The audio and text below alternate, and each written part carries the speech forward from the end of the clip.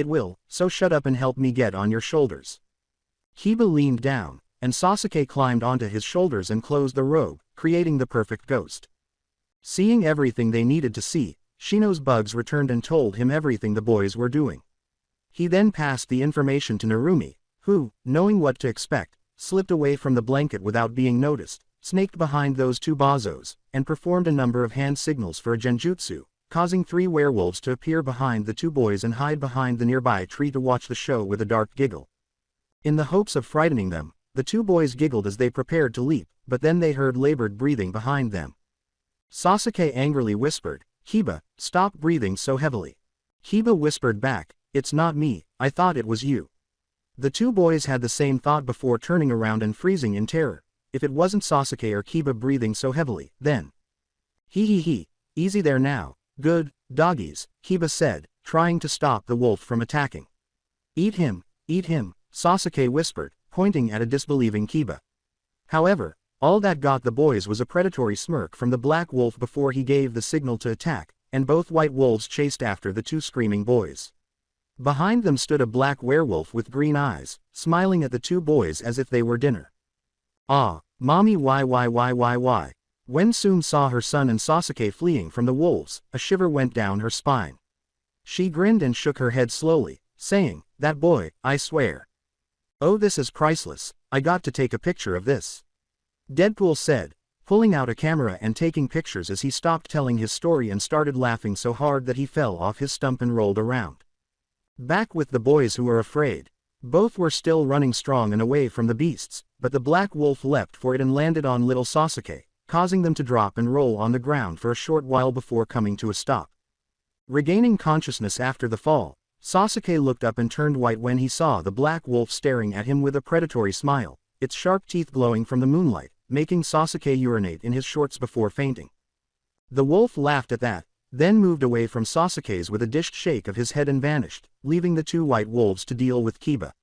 Akamaru fang over fang, Kiba shouted at Akamaru as they both fought back against the 2 white werewolves, eliminating one of them in the process, but still having to deal with the second one. As she watched Kiba fight back and Sasuke faint like a girl, Narumi laughed and said, "You know little one, I think we are going to be very good friends." Akumu purred in agreement with the practical joke.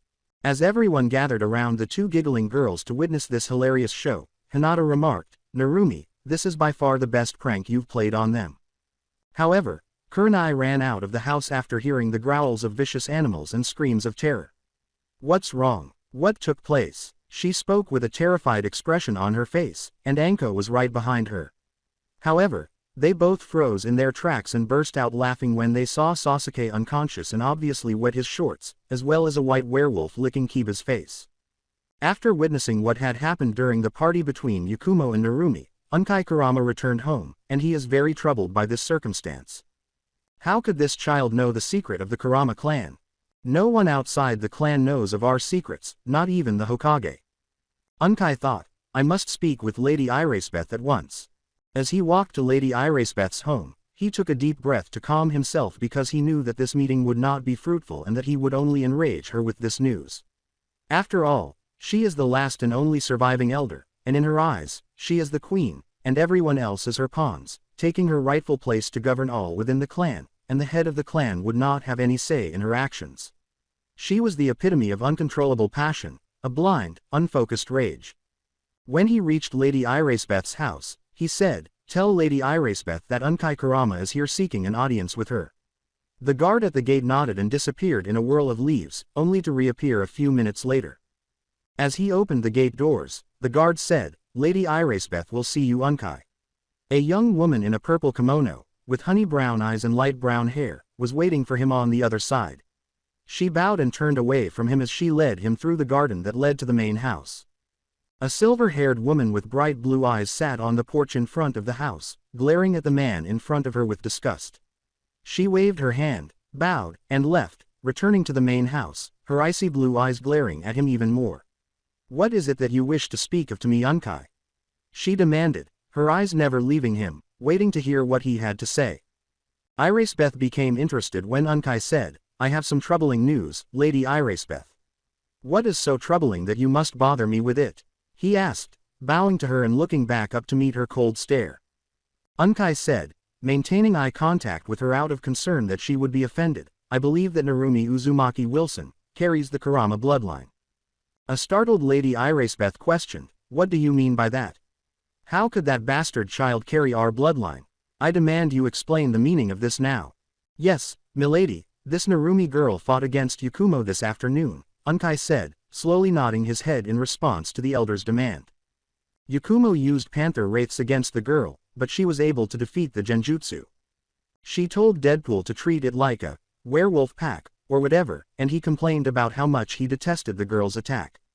There is only one person I know who is married outside of the Kurama clan, and that is that damn Murana Kurama who married Aki Namikaze.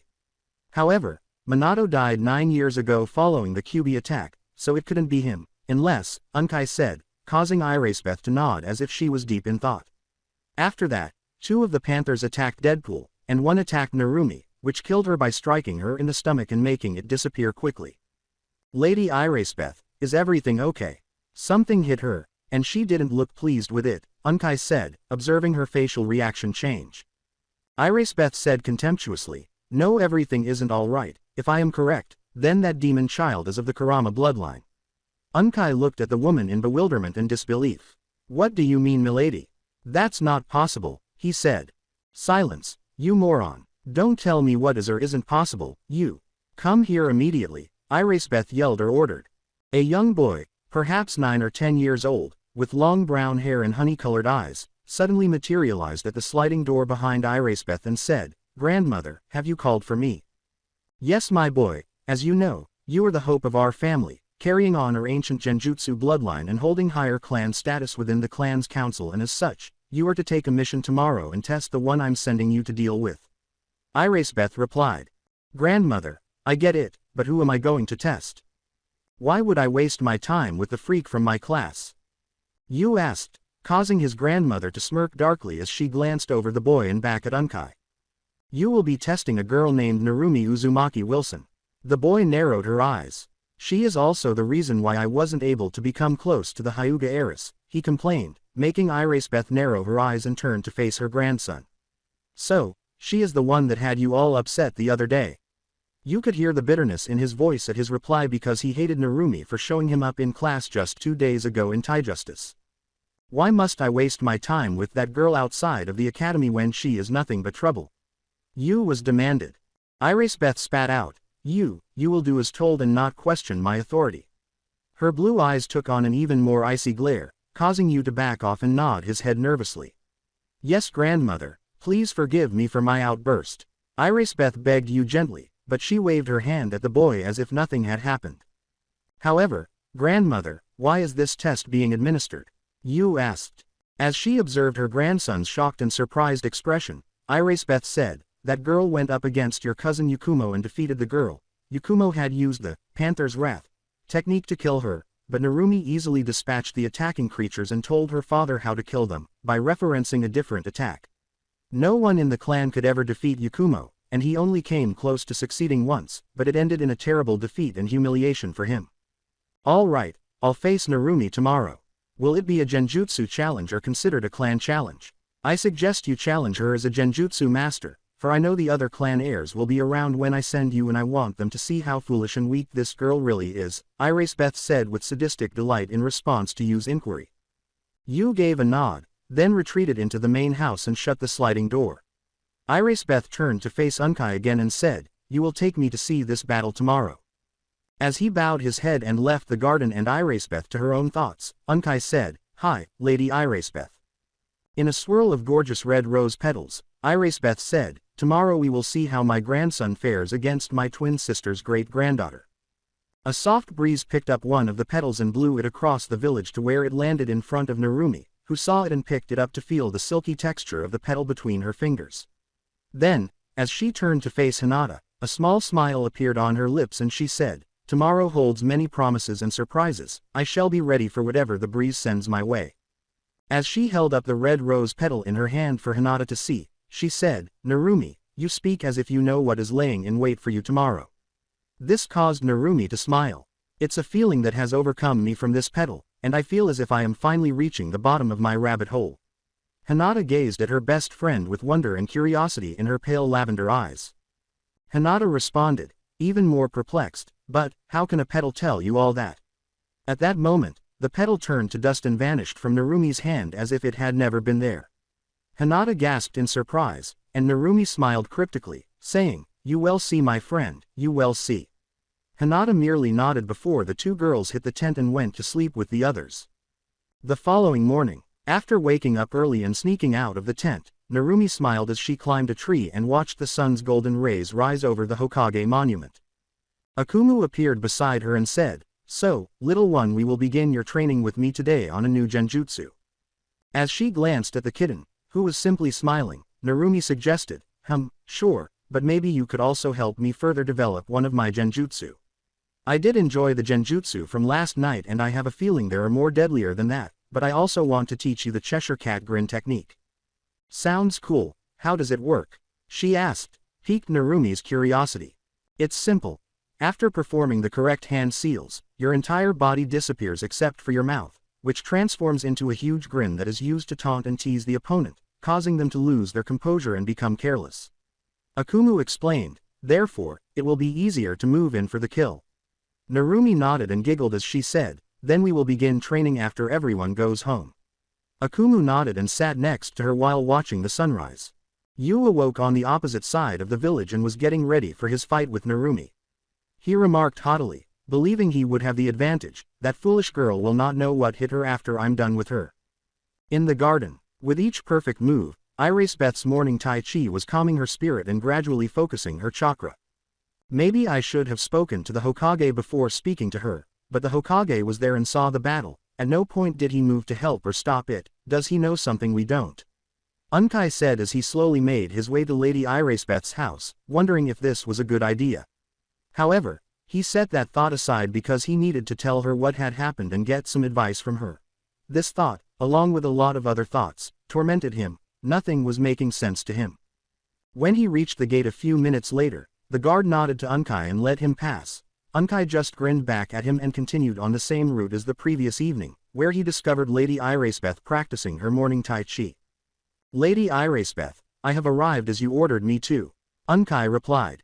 "Good, we will be leaving shortly," Irisbeth said as she slowly completed her final move and opened her bright blue eyes to gaze at the man in front of her. She then walked over to a small table where a teapot and cup were waiting for her. She slowly raised the cup to inhale the rich scent of the jasmine tea. "Grandmother, I am ready."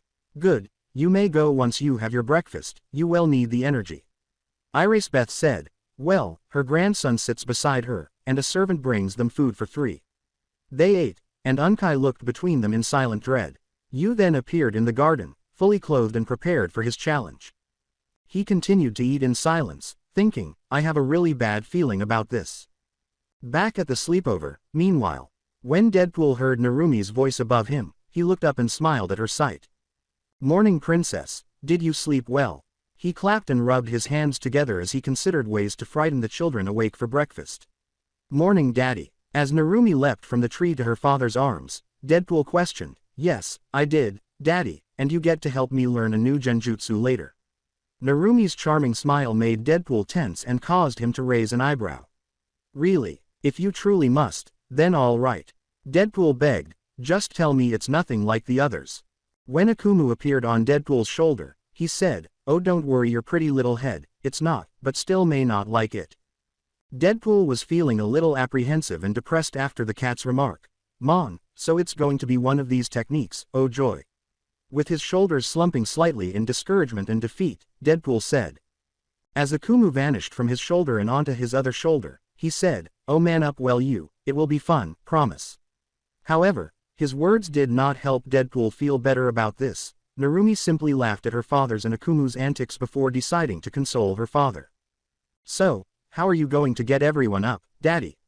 As Narumi noticed her father getting better and sporting a sinister smile, she asked. Deadpool said, "Well my little flower, I was thinking about laying down next to Sasuke without my mask and gently wake him up so I can scar him for life with my beauty." After giving his idea some thought, Narumi shook her head. "Daddy, I don't think he could handle that, He did pee his pants from just one of my werewolves, and it was just a genjutsu, so I can't imagine the psychological damages he would get just by seeing your face, not to mention mommy would be really mad at you," asked Deadpool, to which Narumi nodded and ran back in the house to get what her father requested. A few minutes later, Narumi came back with the megaphone and handed it over to Deadpool. He then went to the tent and slowly opens it to creep inside and sees all the sleeping kids. "Ah, look at them, they are sleeping so peacefully, so soundly, but not for long, hehehehehehe," thought Deadpool before pressing the button on the megaphone and shouted, "I love it when you call me Big Papa." Narumi and Akumu simply stood outside the tent's opening, laughing so hard they fell to the ground, while all the children leapt straight up into the air, screaming and covering their ears. Some even attempted to flee the tent, believing they were being attacked by a monster. Hinata looked a little upset at her best friend as she walked over to her and punched her on the arm, saying, "I thought we agreed if your dad plays any tricks on you during the sleepover and you knew, you would wake me up." Narumi took deep breaths, gradually regained her composure, and stood back up, but she couldn't help but have a huge grin across her lips. Even Akumu was grinning as he stopped laughing. "Daddy, that was so funny." An irritated Shikamaru stood up and helped his best friend Choji up, saying, "Troublesome blonde, troublesome nut job. Come on man, let's get something to eat before Crazypool does something else." Choji simply nodded and walked his best friend into the house, where Kurenai was standing at the kitchen back door, looking unimpressed by her husband and daughter's antics. "Wade Wilson," Kurenai yelled, making Deadpool snapped his head back to the tent opening. "Crap. Aha, honey lips," he said, slowly leaving the tent and turning to face his wife. "First," Deadpool said, "I believed I requested that you rouse them, not torment them." Kurenai growled as she pulled out a katana and pursued him, preparing to cut and sever the man.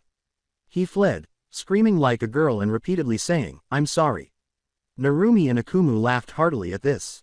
In other places, Irisbeth smiled at her grandson in the Kurama estate's main room, saying, "Are you ready, my dear boy?" She inquired. With a smug smile on his face, Yu said, "Yes, grandmother, I am ready to show that disgrace of a kunoichi what it is to be a true genjutsu master." Unkai, on the other hand, was quickly coming to regret this. "This brat has no idea what he is in for," the elderly man thought. "Shall we go, Lady Irisbeth?"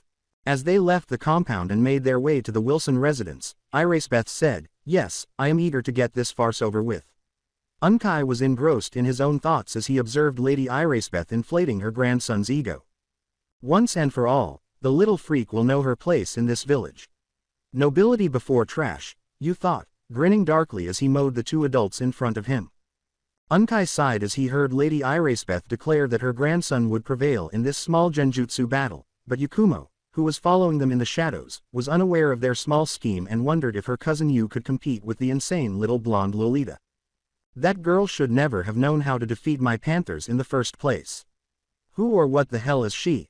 Yakumo thought angrily as she tried to avoid thinking about her most recent genjutsu battle. I sure hope grandmother hasn't inflated his ego too much. However, she was startled out of her reverie when she heard Lady Irisbeth speak. You are our clan's pride, you. Irisbeth made her grandson look up to his grandmother by saying, Yakumo would have been the pride of our clan as well if she hadn't been such a failure in trying to eliminate that Wilson girl. But, I thought Yakumo was still the clan's pride despite that failure. Did he ask?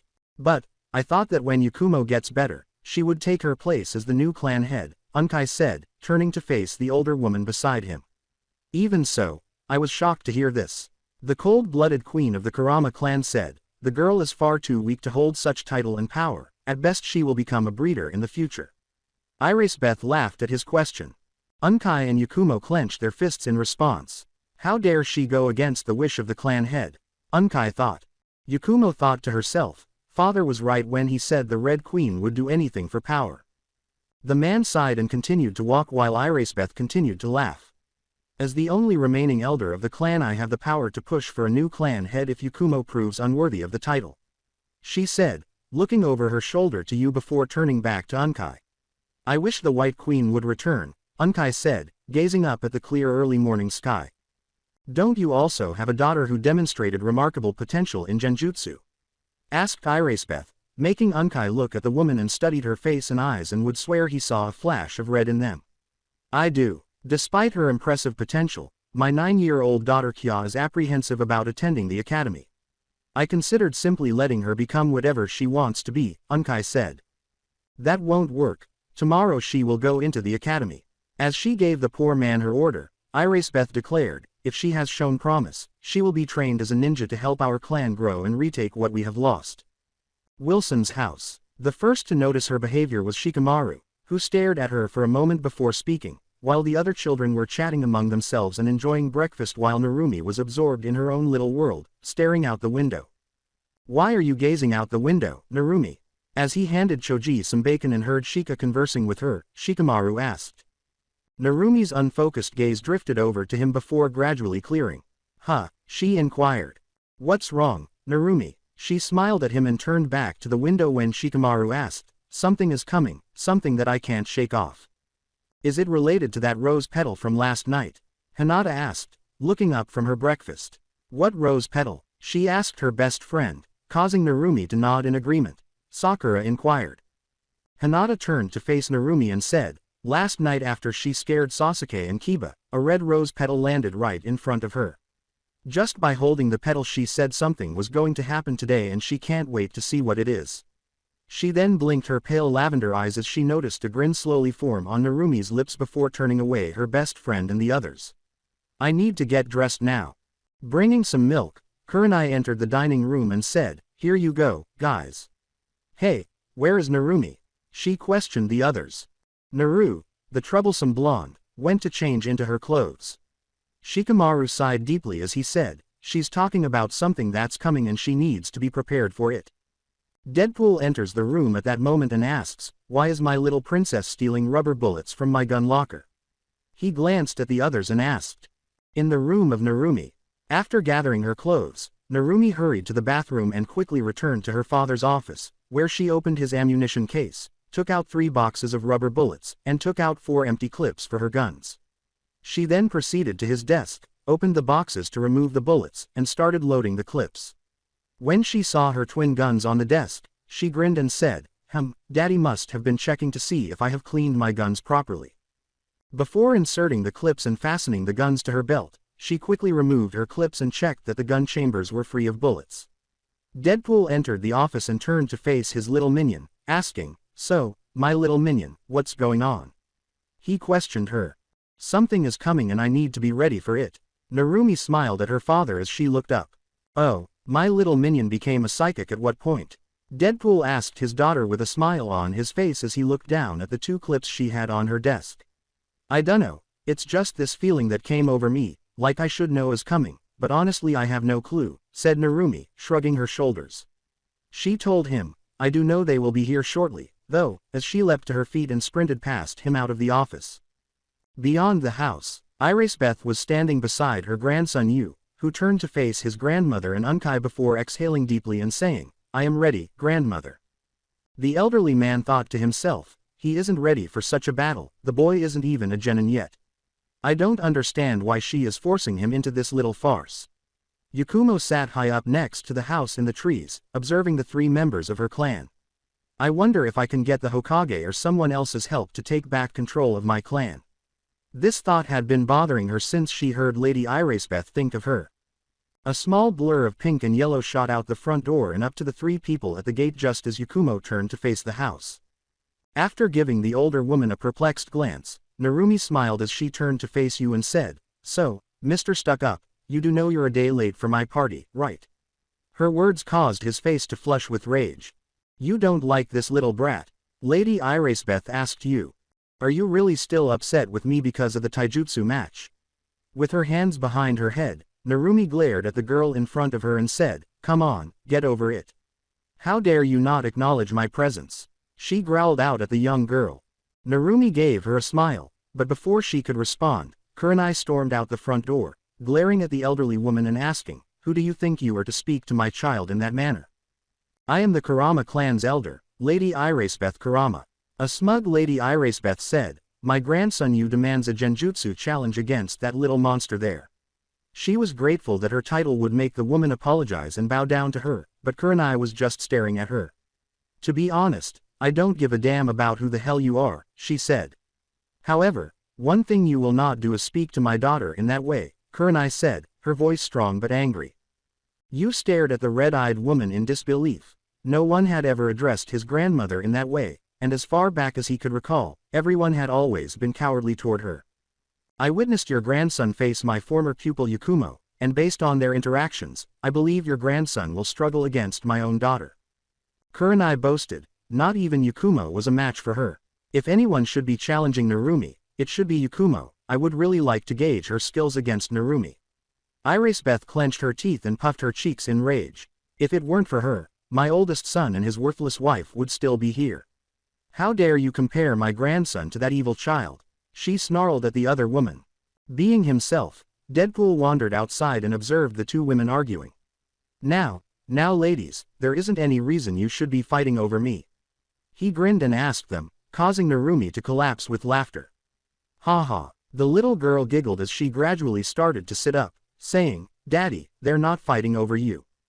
The others were drawn from inside the house by the commotion outside, and each clan heir slowly left the house, wondering why they were there while glancing at their classmate Yu and the insane old woman. How do you have them all wrapped around your insane little fingers? Yu glared back at Narumi after glancing over her shoulder to see all of the children from the other clans and one girl from the non-clans. She never did, you idiot, and I'm here with her because she's my best friend and a fun person to hang with, so shut up, jerk, he growled at the girl, causing Hinata to glare back at Yu. She informed him, by the way, my father has advised me not to waste my future with you. Her father told her not to waste her time with me. How dare he, that fool? Yu thought, his mouth hanging open in disbelief. That little hellion you call your best friend has enchanted your father. How dare he treat my clan disrespectfully? Does he think the Kurama clan is inferior to your clan? Yu snarled, furious at his thoughts of rejection, and then turned back to face Narumi. I challenge you to a genjutsu battle, Narumi, he said. In this manner, I will definitively demonstrate to you, Hinata Hyuga, that we are a perfect match.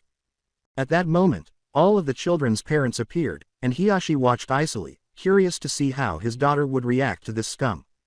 I shall never marry you, you. You are too conceited and pig-headed for your own good, and I seriously doubt you will make it far in your ninja career with your views and short-mindedness, Hinata said, her lavender eyes hardening even more as a storm built inside of them. Hinata stood firmly beside her best friend and said, but your grandmother is the real one to blame because she inflated that shameful ego of yours.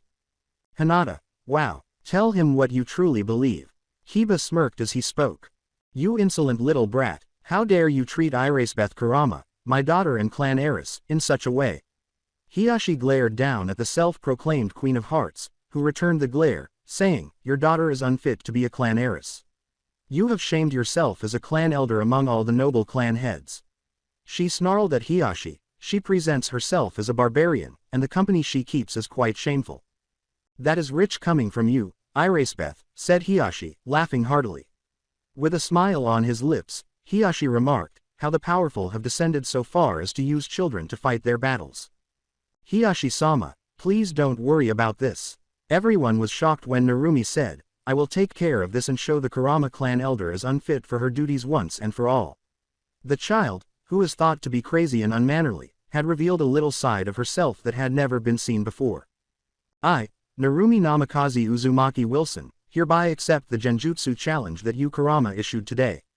This challenge will be one of honor and respect for the clan names I have spoken, and as clan heiress of both the Namikaze and Uzumaki, it is my honor I put at stake here, Narumi declared, stepping forward with an expression of unwavering strength and resolve.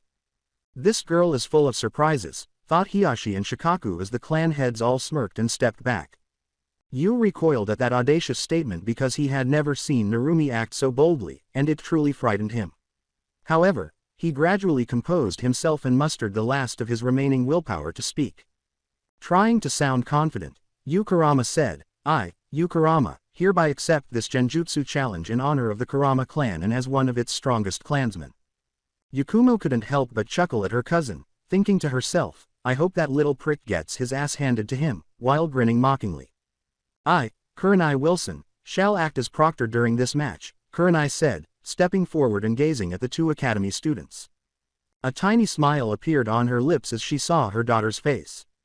As Konoha's Genjutsu mistress, I will be able to spot any shady tactics, and if you employ any during this match, I will disqualify you. Regardless of your identity or clan affiliation, you will be eliminated if I deem it necessary. There are only 2 rules. 1 and 2. You will battle until the other person can no longer fight. 2. The Genjutsu mistress declared, there will be no killing, this battle will not be to the death, and I will step in and stop this match if I see fit. This title infuriated Irisbeth because she and her twin sister were known as the Genjutsu mistresses of Konoha before she was called the Red Queen. The fact that this clanless wench was given such a title made her glare at the woman with barely contained rage, never averting her gaze. As she bowed to her mother and then to you, Narumi said, I agree to these terms, Kurenai-sensei. In her own way, Narumi tried her best to treat her opponent with respect, despite the fact that the idiot had not earned it. The stupid boy said, I agree to these terms as well, Wilson-san. Yu simply glared at Narumi and shifted his focus to Kurenai. After he was done, he returned his attention to Narumi, failing to show any regard for either his opponent or the proctor. As Narumi prepared to fight, she said, You claim the Kurama clan is a noble clan, but your blatant lack of respect for others shows that claim to be untrue, at least in your case. I will never respect someone as lowly as you, freak. As he prepared to fight the girl in front of him, Yu declared, I will have you renounce ever using the Kurama name as your 4th last name, orphan. Narumi only has claims to the Uzumaki and Namikaze names due to her parents. But I haven't seen all of the 4th will, so maybe. Kurenai thought as her husband's voice pulled her out of her reverie when she said, I never placed any claim to the Kurama clan name. She then turned to face her mother for an answer, but Kurenai simply shook her head, not even understanding why the boy would make such a claim. Deadpool said casually as he turned to face Shikamaru and Kiba, Narumi princess, show this moron here what it truly means to be a freak. Also, make it quick, we have a lot of things to do today and very little time to do it. So, we placing bets? He questioned the 2 young lads. The clan's heiress told the masked merc, I have $300 on Narumi to wipe the floor with this fool. Yu glared at his cousin, thinking, oh dear cousin of mine, you will feel my wrath once I'm clan head. Yakumo leapt down from the tree next to Deadpool. Shikamaru pulled out $50 Ryo and said, troublesome blondes and troublesome crazy people. Put me down for 50 on Naru, he said. As his father approached and put a hand on his son's shoulder, Shikaku said, put me for $300 as well for your daughter. The girl has skill and with what she did last night with those werewolves, he said, this fight will be over quickly. Narumi took a long, hard look at Yu, clearing her head and ignoring the action on the sidelines. I think I'll toy with him a little before trying out my newest of genjutsus, she thought to herself, a dark smirk appearing on her lips. Deadpool thought to himself, poor Yu, he will never know what hit him, because he will have to fight for his life against this crazy Lolita girl. Panther's wrath. Yu yelled as 6 enormous panthers materialized in front of him, and he smiled to himself as chakra flowed through the hand signs he weaves for his genjutsu. Attack, he yelled, and the panthers charged at the blonde across from him. This is one of my best genjutsus, I like to see you counter it, you freak. Narumi simply smiled at the impending assault and yelled with a quick eye movement. Werewolf pack. 10 enormous werewolves appeared in front of the young girl. One of them, black as the night sky, stood beside her, while the others were surrounded by white and gray wolves. The black werewolf howled silently, and the other 9 leapt to attack the approaching panthers. Yu, who had never seen anything like this before, exclaimed, what the hell? The black panther to his left had been encircled by 2 white wolves. When the other wolf jumped on the panther's back from behind and pinned it to the ground before the other wolf bit its head off, the big cat hissed at the wolves and swung its big paw to try to harm one of them, giving the impression that they were playing with it, causing Yu to collapse in disbelief. However, it was short-lived as he repeated the hand signals to summon additional panthers. What on earth is happening here, Kami? Irisbeth thought to herself, Yu should be able to defeat this trash easily, as she eyed the girl who treated the entire challenge like a game, causing her expression to darken. What will prevent her from taking over the clan and becoming the new heiress if she can defeat my grandson Yu and Yakumo? As Yakumo smiled to herself, this thought was visible on her face. Before facing the head of the Nara clan, she said, Shikaku-sama, I need some advice. Shikaku sighed as he turned to face the girl. He turned back to the fight and remarked, troublesome. The black werewolf snarled as it observed the 3 panthers circling them after they gradually passed a number of werewolves on their way to Narumi. With a faint smile on her lips, Narumi drew her weapons and aimed them at 2 of the panthers. As the wolf attacked the panther in the middle, Narumi called out, "Here kitty, kitty, kitty." She was shooting at the panther to her left. The panther fell back to the ground after her rubber bullet struck the big cat between the eyes. It gave Narumi a slow, menacing growl as it slowly stood up and shook its head, but before it could hit the girl, the black wolf leapt onto it and tore the large, black cat to pieces. Unfortunately, it exposed itself so that the other panthers could jump on its back and begin biting and clawing at it. Yu smiled as the big werewolf was easily dispatched by his panthers. He said to her, "Told you freak, I'm better than you." Narumi simply smiled at the boy's arrogant demeanor. She warned him, "Don't count on it Yu." At that moment, 3 white werewolves appeared from behind, tore the panthers from the larger black wolf, and swiftly dispatched the big cats. A howl of blood curls from the black wolf's mouth as the crimson blood cascades down his back. As the alpha of the pack grew in size, all eyes were on it. The other wolves broke away from their own battles to run back at the ever-increasing black werewolf, jumping on it and gradually merging to form a larger, red werewolf. Uncertain of what he was seeing, Yu concluded that a change of approach was necessary. Then he called out to the panthers, "Panthers, return and surround."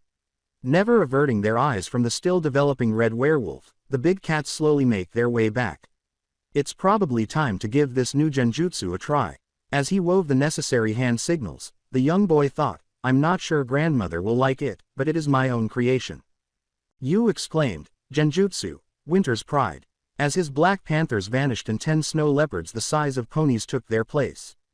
Narumi smiled at the larger cat's newfound pride. Her eyes brightened even more as she remarked, "Nice work Yu, about time you take this fight seriously." "Royal Guard, Red Wolf," exclaimed Narumi as the werewolf's formation was complete and the glow in her eyes vanished, allowing everyone to see that the creature in front of them was a crimson-red werewolf that was more than 9 feet tall. Its amber eyes gleam with delight at the impending conflict. Then, as it smiled and flashed its massive fangs at the snow leopards, the crimson wolf leaned forward with one of its clawed paws on the ground. The big cats watched the wolf with their yellow eyes while crouching on the ground and snarling. With its head bayed back for another howl, the werewolf smiled, causing the ninhounds throughout the village to join in the howl. With her eyes slowly closed, Narumi muttered, 52 card slash. At that moment, the massive red werewolf disappeared into thin air, and the snow leopard's pride fell to the ground with slash marks all over its body, one of which was missing its rear legs. The ground was covered in blood as the big cats started to falter and disappear. The werewolf growled, "Give me a challenge boy." Yu froze in place, having never seen anything like this before. The illusion was self-aware. "How on earth is this possible?" he pondered. "What the hell was that?" exclaimed Irisbeth, who had never encountered anything similar in her entire life and would never say it aloud. She was beginning to feel genuinely terrified. Kurenai glanced at the elderly ladies. Before focusing on Yakumo, Kurenai proudly told her, "My daughter is a genius when it comes to genjutsu, something that makes me proud of her." She said to the young heiress, "Yakumo, please forgive me." The wolf spoke again, growling, "Come on boy, send your kittens to fight me." Causing the snow leopards to approach and circle the big wolf slowly. Then, in an instant, all 6 of the leopards leapt on the wolf, biting and clawing it in an attempt to weaken and harm it. Then, however, a huge clawed paw shot up and grabbed the leopard by the back of its neck and the one on its chest. He then brought them to its enormous open mouth, where blood and drool were dripping from its teeth as it bit off their heads. The parents were horrified by the cruelty of this illusion. They had never seen anything like it in their lives, not even during the Third Shinobi War. A number of Anbu teams and the Third Hokage himself were drawn in by the intensity of this battle. Could something have happened to Narumi, damn it? Asked the elderly man as he hurried to the battlefield in front of the Wilson residence with his personal guards. Deadpool held up his scorecard and said, I give this battle a 7 out of 10. On the count of the blood and guts, a true master merc does the job more cleanly than this." With a smile, Narumi said to her father, "Well, Daddy, we can't all be a master merc like you." Which caused Deadpool to fake a sigh as he glanced at his daughter. "I know that, but I also know you will do your daddy proud after you become a full-fledged ninja and merc," he said to her. "I think it best not to break her concentration on the genjutsu with this idle chit-chat," sternly replied Yakumo. In the story, this caused Deadpool to glance at the girl beside him. She doesn't have to focus on her genjutsu, She has proven it to me several times while she cleaned her guns or read a book while I went up against werewolf pack. The girl could be asleep and still keep the jutsu going. He stated to the child. This is very troublesome. Narumi is already dangerous enough with her slight mental issues, and now it has become a lethal weapon if provoked just right. Shikaku said. The Hokage and his men suddenly materialized in front of everyone. Between a snow leopard and the crimson werewolf's approaching paw, an Anbu in a bear mask materialized. He landed in front of Narumi's feet after swiftly dodging to his left to avoid the blow. With a spooky smile on her lips as she turned back to her fight, she told the bewildered and slightly scarred man below her, "You know, it's dangerous to appear in the middle of someone's battle, especially my genjutsu battles." Her favorite gun's trigger finger in her left hand was slowly tapping the trigger. Bear, who was now extremely perplexed, asked, "Narumi, what the hell?" Which causes Narumi to turn back to face him. "I have been challenged to a genjutsu battle by you Kurama of the Kurama clan. Because his foolish grandmother is allowing her ego to get the best of her. Also, he has made claims that I have been using their clan name as my own. Where he got this foolish idea from is beyond me," she stated to the Anbu. Bear shook his head, glanced at Yu, then turned back to Narumi. As he slowly crawled back to his feet, he told her, "That boy must be stupid or have a death wish." As he marched up to the clan elder, the Hokage angrily asked, "Irasebeth Kurama, what is the meaning of this? Have you gone out of your mind in having your grandson challenge Narumi out in the public and not in a training field or the arena?" However, Irasebeth showed no signs of fear or concern, just a sly smile as she gazed at the Hokage. The woman snapped at the elderly leader, saying, "I don't give a damn what you have to say, you old fool, especially since you never told me that she was of the Kurama clan. What on Kami's green earth are you taking about? No one has ever claimed the girl was a member of your clan. Have you truly gone mad in your old age?" the Hokage exclaimed. Even the werewolf and snow leopards halted their own battle to observe the other one going on during theirs, causing everyone to shift their attention to the two elderly individuals engaged in combat. The insane old bird yelled, "My sister married into the Namikaze clan, you old fool." Everything came to a halt at this point, and everyone focused entirely on what was being shouted in front of them. Even Narumi, who was getting irritated with this disruption of her fight, stopped the match and approached the two individuals to put an end to their yelling. The two elderly people stopped yelling at each other and turned to face the others when she said, "Would you two please give it a rest and allow me to finish my battle? Once I'm done, you can continue your shouting fest with my parents and I present okay, because I really would like an answer to all these shenanigans." The Hokage gave Irasebeth a shady glance while clearing his throat. Irasebeth crossed her arms and gave the elderly man a glare before turning away from him when he said, "After this is finished, we will take this back to my office. As well Irasebeth, there will be retribution for this little stunt." The third laughed at her when she said, "Okay, we will deal with everything after this farce is over." He turned away from her and walked over to the clan heads and their kids, saying, "Ha ha ha ha ha, this farce you call it has been set up and carried out by you, and this girl here is always eager for a battle." It was enough that the two elderly buzzards had finished their little melodrama. Narumi went back to fighting for herself. Yu was shouting with a slight smile on his face. Genjutsu. Panther's Wrath. Produced 6 additional large black panthers that, along with the 4 snow panthers that were still there, started circling the red werewolf. With a sly smile on her face, Narumi remarked, "Nice try, little Yu. But I think it's time to go to the next level of her little fight. There's a new genjutsu I would really like to test out on you." He replied. As Narumi began to demonstrate the appropriate hand signals, Kurenai turned to face her husband, who merely shrugged his shoulders. He had no idea what his daughter had been working on without him, but they would soon learn. As the world around her and Yu vanished, Narumi exclaimed, "Dark fantasy, Red Queen's palace." Instead, they found themselves inside a gigantic castle constructed out of playing cards, with a giant chessboard serving as the floor. Red and white chess pieces started to form in their proper positions, and a white rabbit standing off to the side of the chessboard was examining a pocket watch. The rabbit's eyes widened as it heard marching coming from the opposite side and finally looked up from the watch to focus on the castle's main gate. Everyone turns to face the doors. They witnessed a horde of playing cards bursting through it and approaching them. Clubs held maces, diamond held swords, hearts carried spears, and the spades held battle axes. However, before you realized what was going on, the red rook attacked one of the panthers and slid across the chessboard. The big cat vanished into oblivion, never knowing what had happened. The rest of the chess pieces came to life and attacked the other snow leopards, leaving you speechless. Narumi smiled as she witnessed her new genjutsu in action. She then began to weave additional hand signals. As the playing card guards fell behind and started attacking the other big cats, Narumi yelled, "Dark Fantasy, White Hair Rampage." The jutsu caused the white rabbit to grow 10 times its normal size in order to pursue 2 other panthers. The others observing from the sidelines surveyed the surrounding genjutsu world as the battle raged on the field. As he took in this incredible sight, the Hokage whispered, "My dear girl, you have surpassed any of the genjutsu master at a tender age of 9. But Irisbeth watched with anger in her eyes. What the devil, she thought to herself, this damn demon child shows more promise than Yakumo and you put together. However, she felt a presence behind her and turned to see 2 twin men with the brightest blue eyes she had ever seen, dressed in strange red and yellow clothing. With insane smiles on their faces, the person on the left said, "Mistress of Hearts, you shall not win."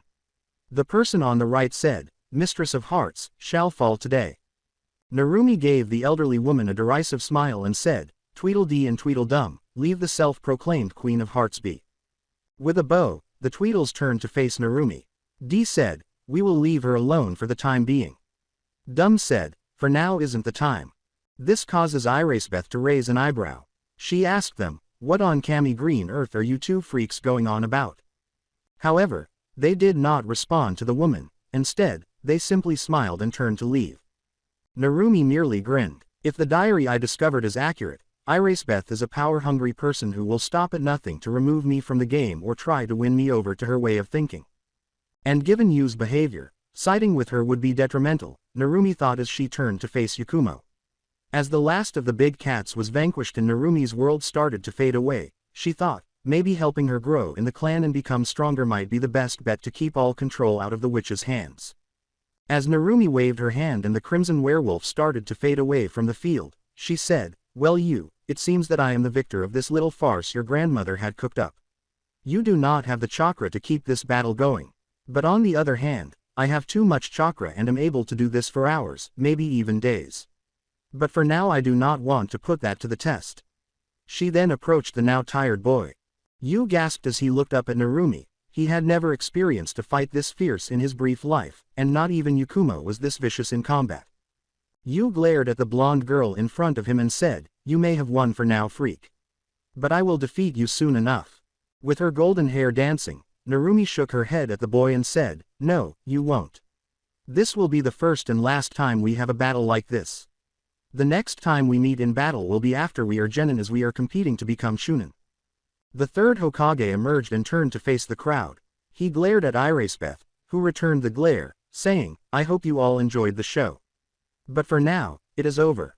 The last thing she needed was to visit Ibki, so she tried her hardest to control her ki. As she aimed for her grandson, who sensed her anger and wasn't eager to go home after this, she remarked, "This should have gone better. But I guess you still needs more training." Yu bowed before his grandmother, lowering his head to avoid making eye contact. "I shall make you proud of me in the future, grandmother." "Really, you're kissing her old wrinkled ass. Pathetic," Narumi said to Yu, putting her hands behind her head as her cat appeared on top and smiled at the boy.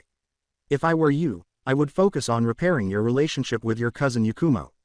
The girl is the clan heiress and she holds more power than that wrinkled old bat." Irisbeth then directed her glare at Narumi. "That tiny demon, I'm going to crush her," she thought. At that moment, Narumi narrowed her eyes and gave the elderly woman a wide-eyed stare. Did she actually say that aloud? She wondered if anyone responded to the old bat's remarks, if she was dreaming, or if she could now hear the woman's thoughts. A smile slowly appeared on her lips. Narumi turned and walked over to her parents, thinking, "I'm going to make the most of this and find out what she is thinking while we're in Gigi's office." At that moment, Irisbeth felt a cold chill run through her body as she glanced back at the approaching Narumi before swiftly turning her attention back to her granddaughter. She asked the girl, "Yakumo, are you coming as well?" After all, she was required to attend meetings involving her clan as the clan heiress. For a moment, Yakumo stood there as though considering how to react. She paused to think, then grinned as she turned to face her grandmother.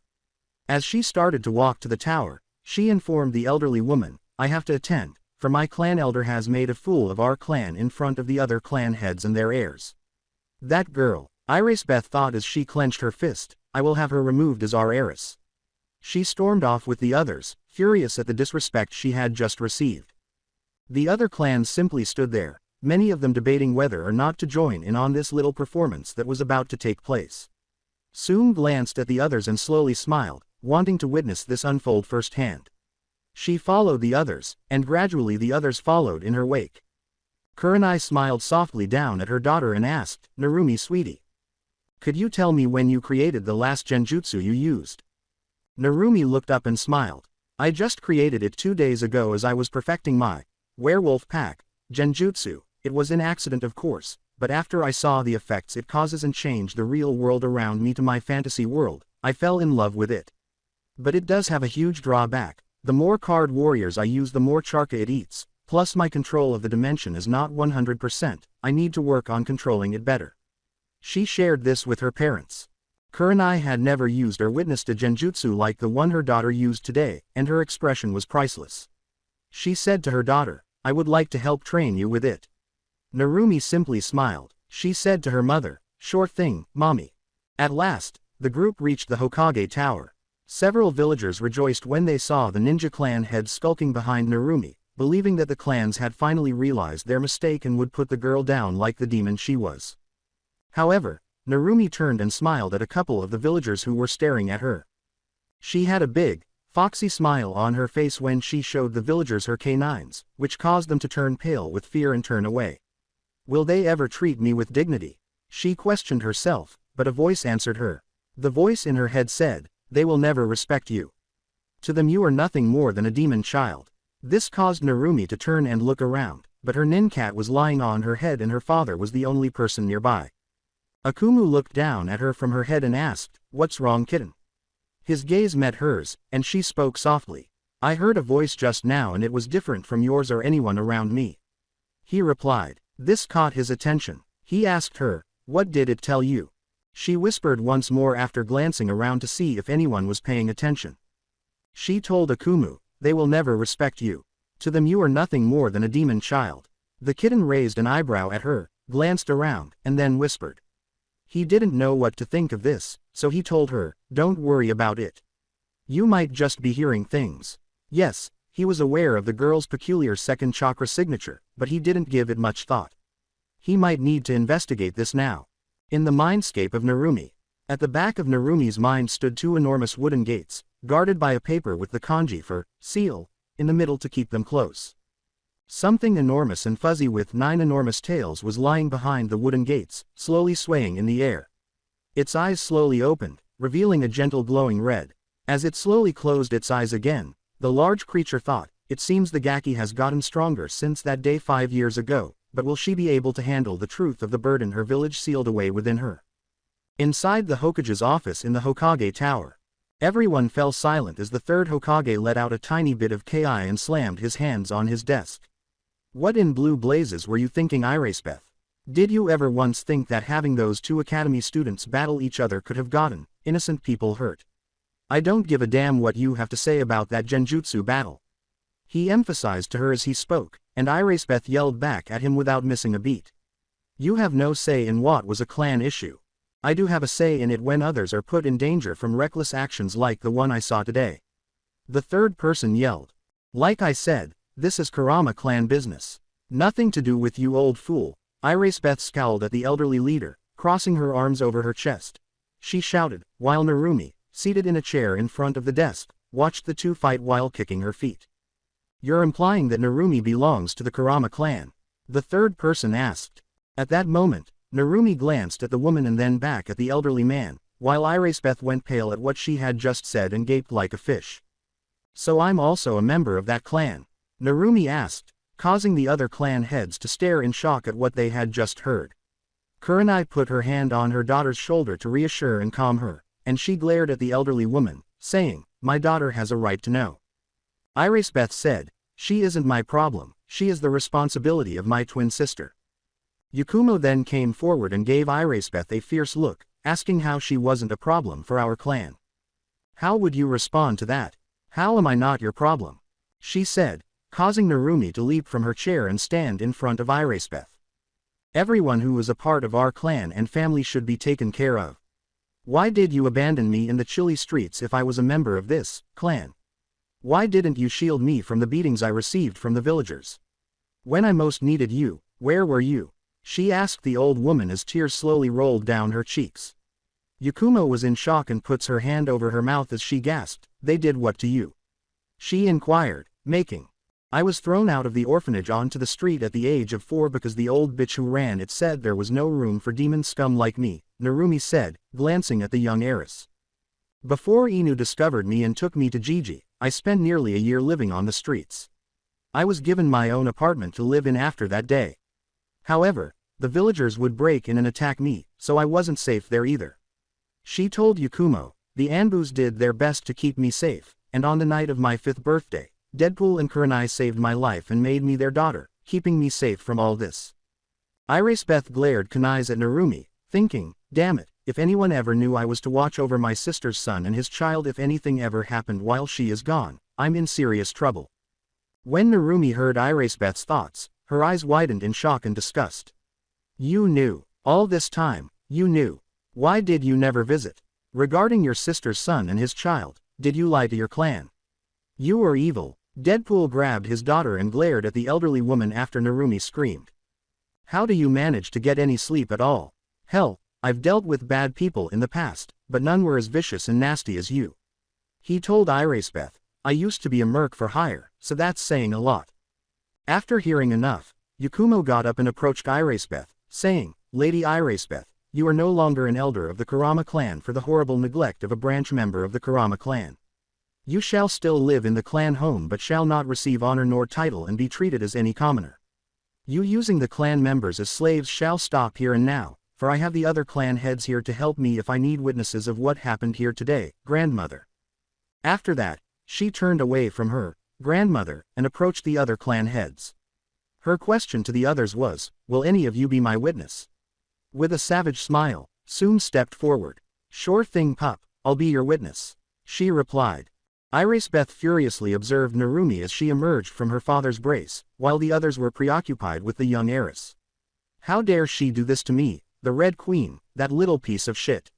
The old hag thought, "She's going to pay for this." She pulled out the dagger she had concealed in her right sleeve, grabbed Narumi by the pigtails, and dragged her to her body. Narumi cried out, "Ah! That hurts, let go," as she struggled to escape the old woman's hold, but she held on tightly and forced her to stop by pointing the kunai at her throat. Iracebeth said, her eyes crazed, "Yakumo, you shall leave me as the elder of the clan and name you as your replacement, you wicked child." Yakumo took a slow step forward and said, "Grandmother, please, she is family, your own grandniece, let her go."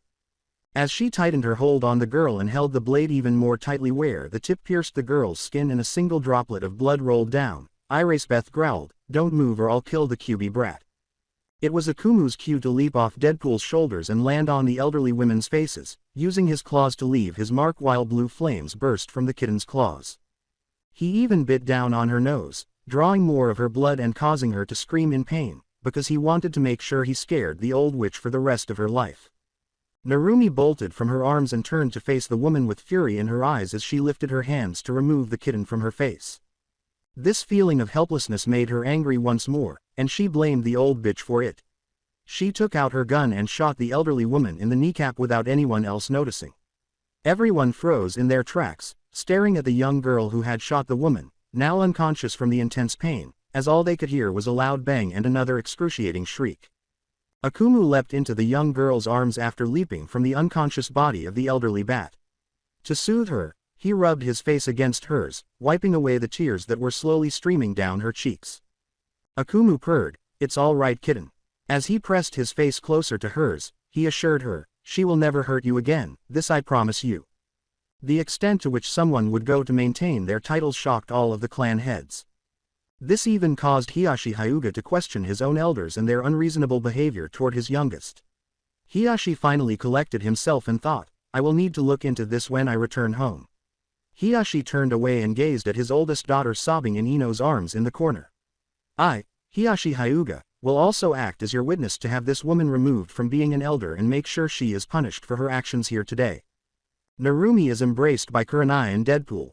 My baby girl, I am so sorry. I should have never allowed that woman so close to you, said Kurenai.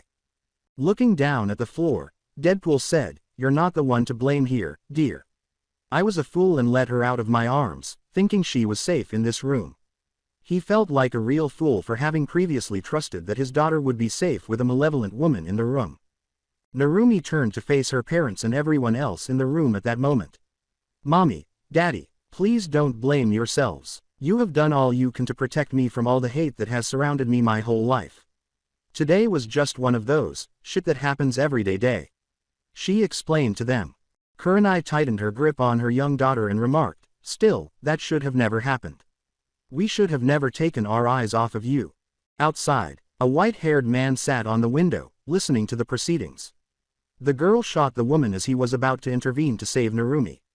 The man had been taken aback because it was extremely uncommon for ninjas, much less academy students, to carry firearms. A weapon he didn't really approve of and wasn't entirely sure about. The weapon wasn't a very good tool for a ninja to use, and it made too much noise. The Anbu picked up the old bat and took her to Ibki for a lengthy conversation. My goddaughter is very surprising, Jiraiya thought as he finally opened the window and stepped through it, causing everyone to turn and stare at him. The third grinned at the white-haired man and said, well sensei, what the hell has been going on since I've been gone for the past 9 years? Well Jiraiya, we've just learned some new information on Narumi, as well as on her father. Jiraiya smiled at Narumi as she gradually moved away from her parents and approached the man with white hair, asking, hey old man, who are you? Why do you even care what's going? If you want to know, I am Jiraiya, your godfather. He stated to her. Narumi glanced up at the wise old toad. After examining him for a while, she turned to face her parents and then the third. So, you want me to believe this guy here is my godfather? She turned to face him again and asked. I understand that it's a lot to process. And I am a world-famous person. Jiraiya said this while striking a ridiculous pose reminiscent of a kabuki dancer. I am the legendary toad sage Jiraiya. As he concluded his small, goofy dance, he said. A tiny drop of sweat trickled down the side of Narumi's head as she stood there. The girl in front of him leapt into the air and gave Jiraiya a roundhouse kick to the left side of his face before he could say anything more. The Sannin was pushed into the wall behind him as a result. The rebel let out a moan. Jiraiya slowly got up and loomed over the little girl. You understand, I was worthy of that. However, would you not have been able to wait until we left the office? He inquired. A dazzling smile appeared on her lips. Nope, I believe in take care of business right away. As her kitten purred softly on her shoulder, she told him. You understand, at this age, you remind me of your mother. She was hot-tempered and had recently arrived from the land of whirlpools. She kicked your dad's ass all over the front lawn of the academy. Jiraiya appeared to be lost in thought as he spoke. The girl noticed this as she continued to examine him. Would you tell me more about my parents? She took his hand in her little hand and asked.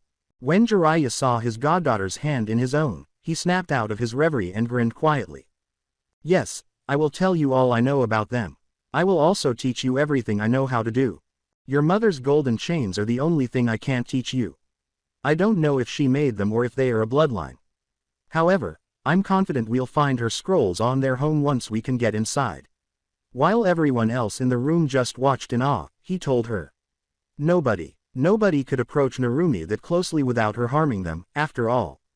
That was a bit shady because only people she trusted could get that close. She glanced at her Gigi. Narumi. Can I be a genin now?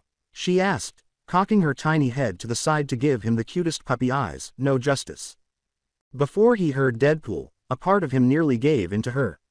Ah, my little girl is already using force to get what she wants. Where's my camera? I must record this in her scrapbook. He spoke while shedding happy anime tears.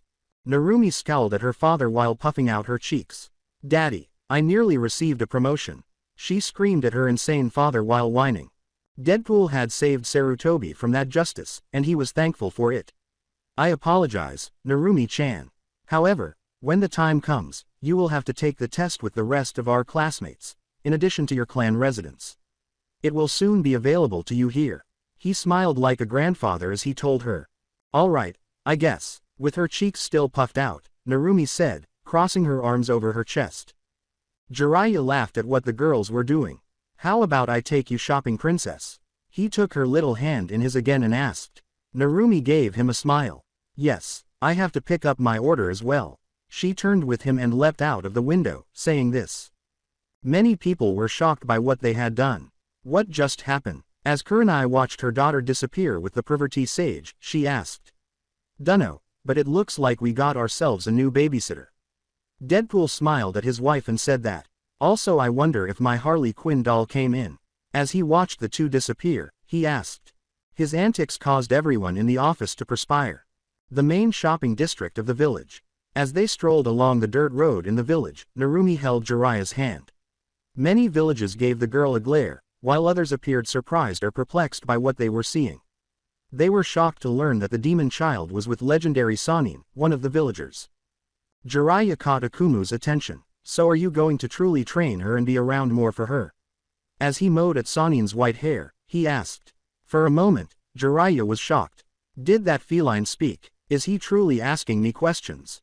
What? He asked himself. Narumi smiled as she looked up. Yes, Akumu is asking you if what you say is true. He's my partner and a talking ninja.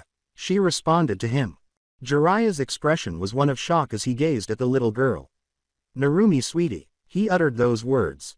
Yes, Ero Sannin. Narumi simply smiled even more as she responded. Are you able to read minds and furthermore stop calling me that? Jiraiya looked down at her with a hint of annoyance and asked, whining. As they approached her favorite store in the entire village, her smile widened even wider. Yup, her response was succinct and direct. Tarrant flipped through a catalog of clothing patterns while seated behind the counter. She wanted to create something fresh and unique for Narumi and was searching for some fresh ideas. With her modeling all of my new ideas and styles, my business has tripled. I adore that she occasionally lets me dress up with her. Looking up, she saw her white-haired man and her tiny Lolita doll entering the store. Hey kiddo. Putting the catalog aside for the moment, she said. Narumi gave her friend a cheery smile. Hi, Tar. In addition to getting my order, I'm here to check on the arrival of Daddy's Harley Quinn dolly. To the older girl, she said. Jiraiya approached Tarrant while grinning at her. Well, hello, dear woman. One of the 3 legendary Sannin in this village is me, Jiraiya. As he tried to flirt with her, he told her. Tarrant gave him a giggle. Jiraiya, it's good to meet you. This is my shop, and my name is Tarrant. She uttered those words. At that moment, Narumi leapt to the counter and took a seat. Stop pursuing my friend, Ero Sannin, or I'll tell you. Narumi glared at him as she spoke. Stop calling me that, and who are you going to tell? Asked Jiraiya as he looks at his goddaughter and perspires. She smiled and gestured toward the door. Anko and Hana were standing there. He was glared at by both women. Jiraiya grinned and had a slightly uneasy expression on his face. I was merely being kind. I wasn't trying to flirt. In his defense, he said. The 2 women simply scowled at him and continued shopping. Narumi noticed something appealing as she glanced down at the catalog. The outfit consisted of a black camp top with white undersleeves, black long-sleeved mesh top, and black shorts with mesh leggings. It was worn with black combat boots and a black army jacket. When Tarrant noticed this, he pointed to the page, and the girl nodded.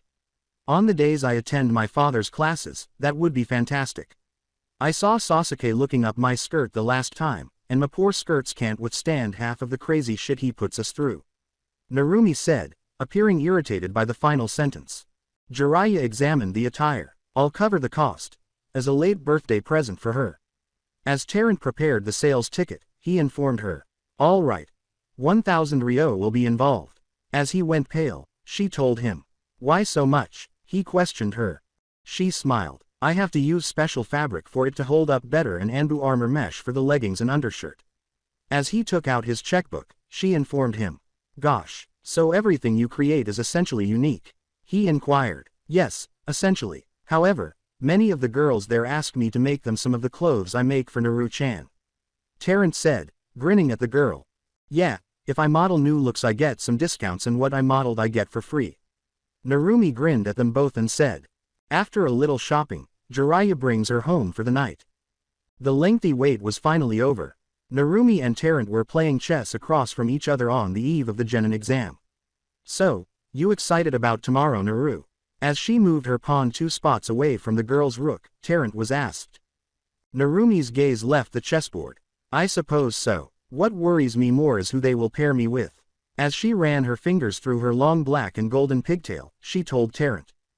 Well, you should focus more on the exam and worry about team placement after you pass. As she waited for the girl to approach, Tarrant said. The little bell above the door rang at that moment. Shikamaru Nara was standing there. His mother was standing beside him. She glanced first at her slothful son and then at the two chess players seated on the counter. Tarrant, this lazy boy needs some new clothes. I'm sick of him copying his father's fashion sense and passing things down to me, spoke to the matriarch of Nara. Torrent and Narumi exchanged a smile. Shikamaru is turning pale as a result. Mom, I don't need any new cloths. He attempted to speak, but his mother's hold on him tightened like iron, and she spoke while grinning sickly sweetly.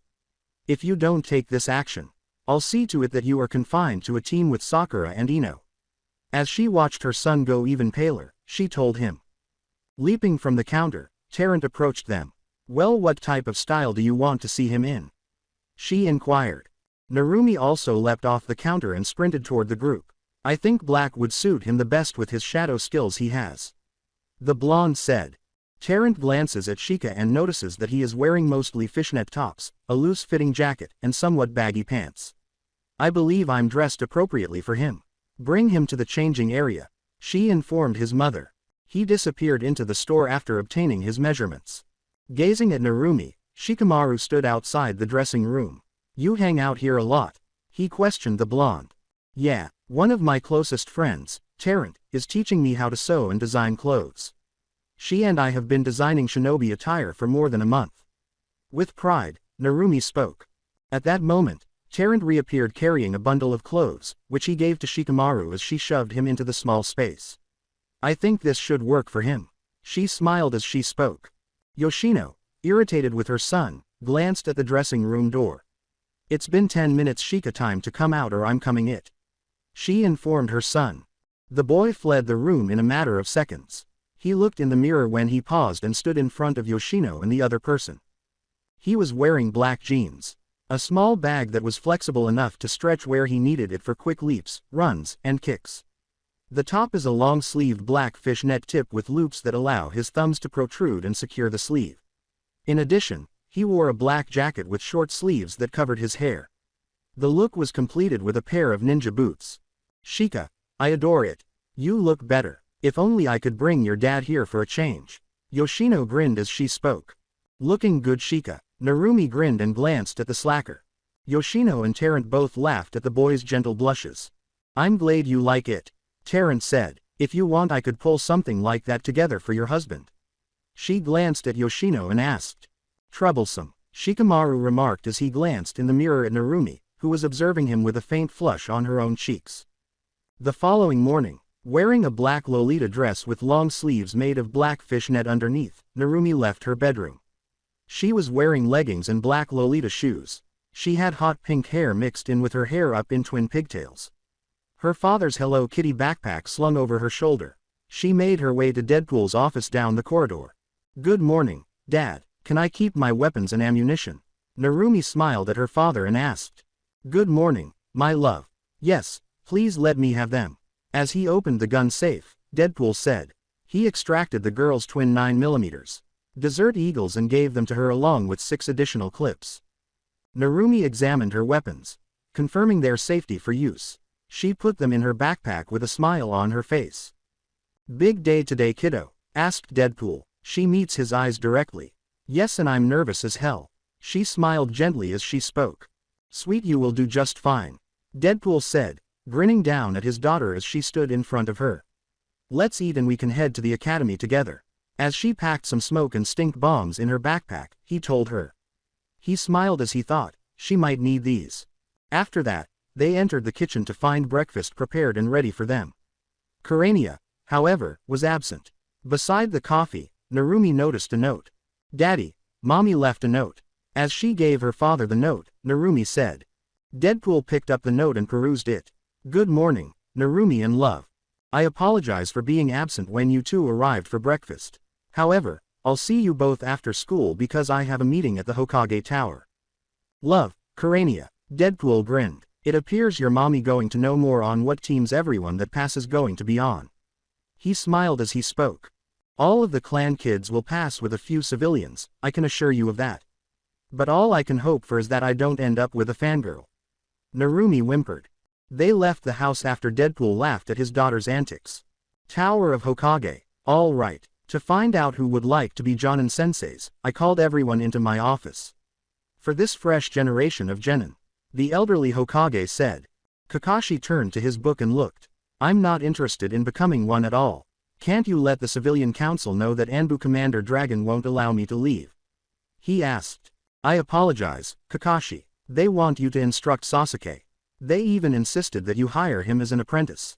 Sarutobi uttered those words while puffing on his pipe. Kakashi simply rolled his eyes and resumed reading. In the background, a random ninja spoke. We could give the boy to Deadpool. There were a few nervous giggles and everyone in the room went pale.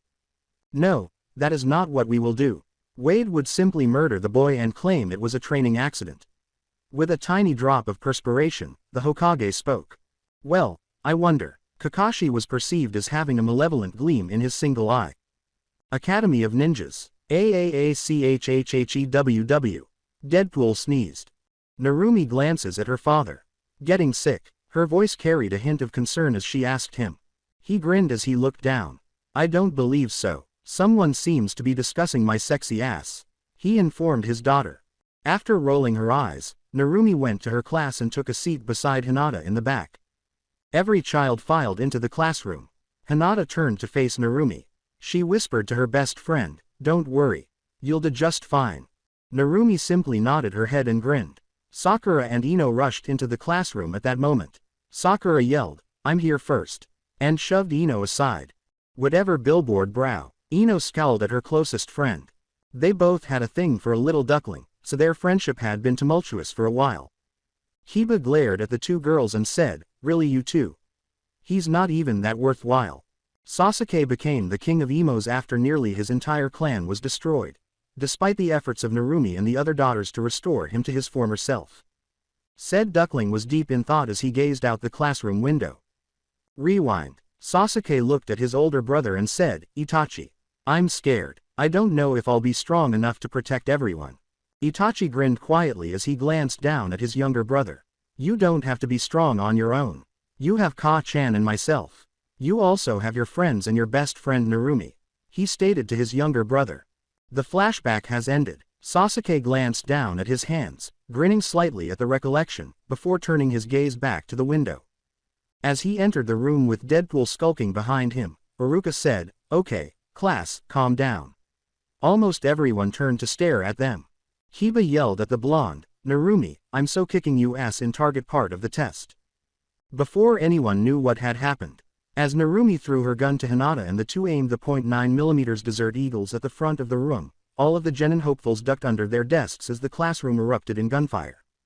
Deadpool smiled broadly as he looked up at the two preteens and said, go reaction girls. Kiba and the others slowly crawled back out of their hiding places as a wave of fear swept through them.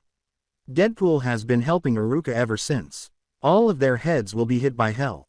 Iruka placed a tiny towel on the side of his head and wiped away the perspiration, saying, I think that was a bit excessive, Wade.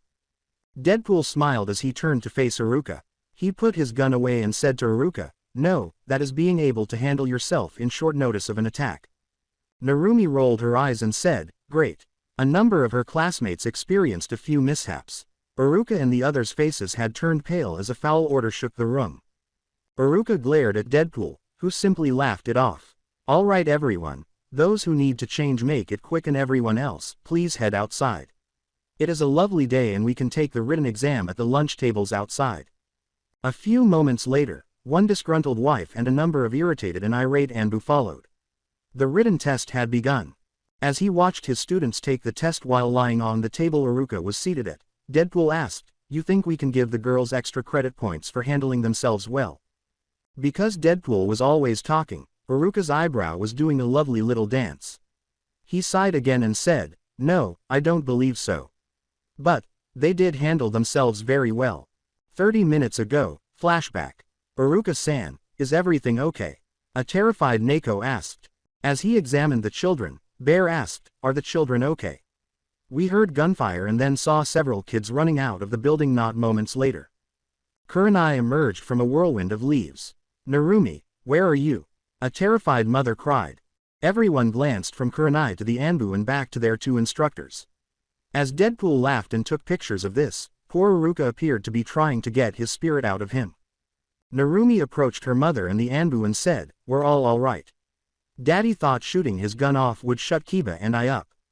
Bear yelled, "I'm going to kill him," as he leapt for Deadpool, to discover nothing but a tiny handgun pressed against his forehead. Deadpool snapped a photo of the adult man soaking himself. With a sly smile, Deadpool said, "Ah Bear, you should know by now that I will do everything in my power to keep my class quiet."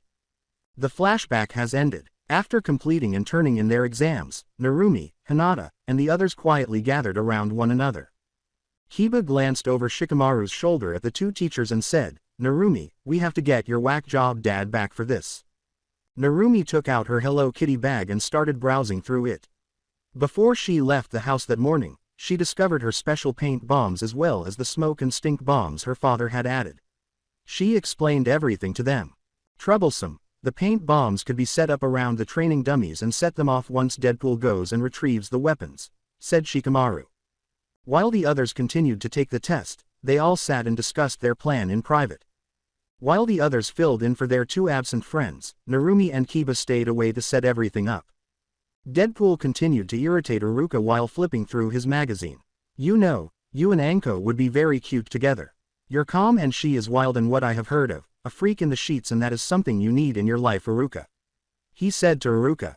Iruka turned away from Deadpool and said, "I don't think so. She is nice, but Anko has no interest in me."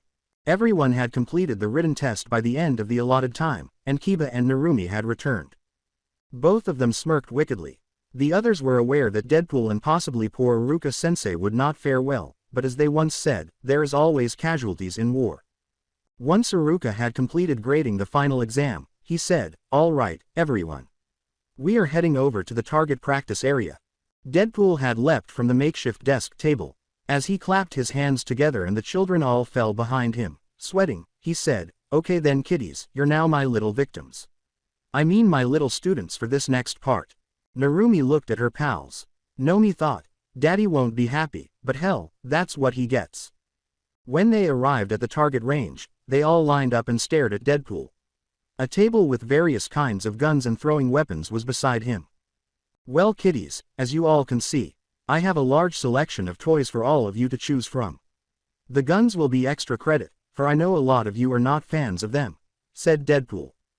"Good, my dad said a true ninja only uses true ninja weapons and not those noisy guns," said an unidentified child. "Well, your dad don't know jack. Where I come from, what we have for ninjas is different and they are unable to use justice like you kids, so they use throwing weapons, swords, daggers, and even guns. So, shut up," said Deadpool in an upbeat tone. Because of this information leak, nobody spoke. Ninjas like that are unheard of. However, the world outside the veil was different, and it had somewhat altered their small world. Deadpool scored the children and rattled off names. Although civilian-born children were not doing well, some of them were skilled with weapons. Good, if you don't make it as a ninja, maybe looking to becoming a samurai or blacksmith, for they are both important in this world and the Fire Lord does have samurai as well as ninjas as personal guards, said Deadpool as he moved about. The clan children came next and performed the best, outperforming the prefects in terms of scores. As the poor boy hid behind Sakura and Narumi, the fangirls all cheered for Sasuke, and both of them laughed. He had to stay over at the homes of his other friends until Narumi finished setting up some amusing traps for the girls because his fangirls had been going crazy lately and breaking into his place. Strangely enough, Anko-chan had been concerned about the two snakes they had captured, but she refused to explain why. Section Rewind. Viper and King Cobra were housed in a wire plastic cage with small breathing holes 2 weeks ago. Sasuke's bedroom door was where the trap was located. For the first time in a long time, Sasuke felt secure in his place when he woke up that morning, knowing that his best friend had taken care of him. He heard someone tapping on the door of his closed bedroom as he approached it. He opened the door slowly and peered out to see 2 enormous snakes in the cage. After closing the door slowly, he hurried to the side of his room, removed the seal Narumi had put on his window, and climbed out wearing his dark blue pajamas. He sprinted through the village until he saw Anko and Deadpool outside Lilac Dango. Deadpool, Anko-chan, Sasuke yelled. When the two adults turned, they saw the boy sprinting toward them. Anko looked at the child in his pajamas and slowly raised an eyebrow. What's wrong, Ducky? Deadpool asked, picking up a visibly distressed Sasuke. He spoke after catching his breath. The cage Narumi put up for the crazy fangirls last night contains 2 large snakes. Anko gave him a close look and said, "Where are your mother and brother?" She questioned him. Sasuke said, "They were both on missions and I was home alone." Anko opened the door and noticed the snakes, and they returned to Sasuke's house, entering through the open window because Sasuke had forgotten his house key. In her mind, she cried out, "What the hell are 2 summons doing here?"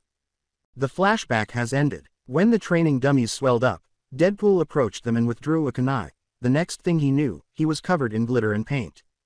2 stink bombs dropped at his feet and exploded at that very moment. Iruka looked up from the final exam he had graded and thought, what's going on? As the kids ran behind him, from the smoke clearing from the smoke bombs, he saw Deadpool, who was covered in pink and purple paint, had glitter all over his body, and smelled like a combination of gym socks and rotten eggs. He had his katanas in both hands and a shocked but enraged expression on his face. What are you doing, Deadpool-san? Iruka's eye twitched slightly as he asked. Deadpool said in a spooky voice, "Oh, I'm just going to weed out a few genin hopefuls." Causing Iruka to sigh heavily and say, "Remember the last time you tried? You were not going to do anything to them." He questioned and irritated Deadpool. The thought and the expression in his wife's eyes made Deadpool shudder. His head hung and his arms slowly dropped to his sides. "I will behave," he said in a defeated tone.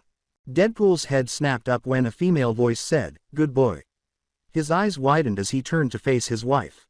A blonde young girl was absent from the group behind Iruka. Deadpool grinned broadly and said, "Honey, I wasn't going to kill them, maybe just maim them a little." "He always falls for this," said Narumi deadpan. "Surely he would know who that is before him." Our little Lolita thought. Behind the woman in front of Deadpool, the same female voice said, "Narumi." Deadpool glanced over his shoulder to see his wife. Deadpool exclaimed, "I've died and gone to heaven." Sweat fell from Narumi's brow. "Yes, mother." Dropping her transformation, she asked. The real Kurenai crossed her arms, looked at her daughter, and ignored her husband, who was dancing around with anime tears streaming down his face. "Sweetie, I have told you many times not to do that anymore, it confuses your poor daddy." As she ran back to her friends, Narumi said, "Yes mommy, I'll stop." Kurania shook her head and looked at Deadpool, saying, "Now hun, no more trying to attack the children, it will be different after they make it to Genin." "Yes dear." Deadpool smiled and said. All the children shuddered in terror at this crazy man's simple little smile. In Suna, elsewhere, a boy with red hair and teal eyes said, "Mother, I feel a great evil will befall us all." Returning to the leaf, Narumi surveyed her surroundings. She sensed something odd but was unable to identify it. Kurama snarled, "Kit, I swear I will end that man, he is driving me crazy."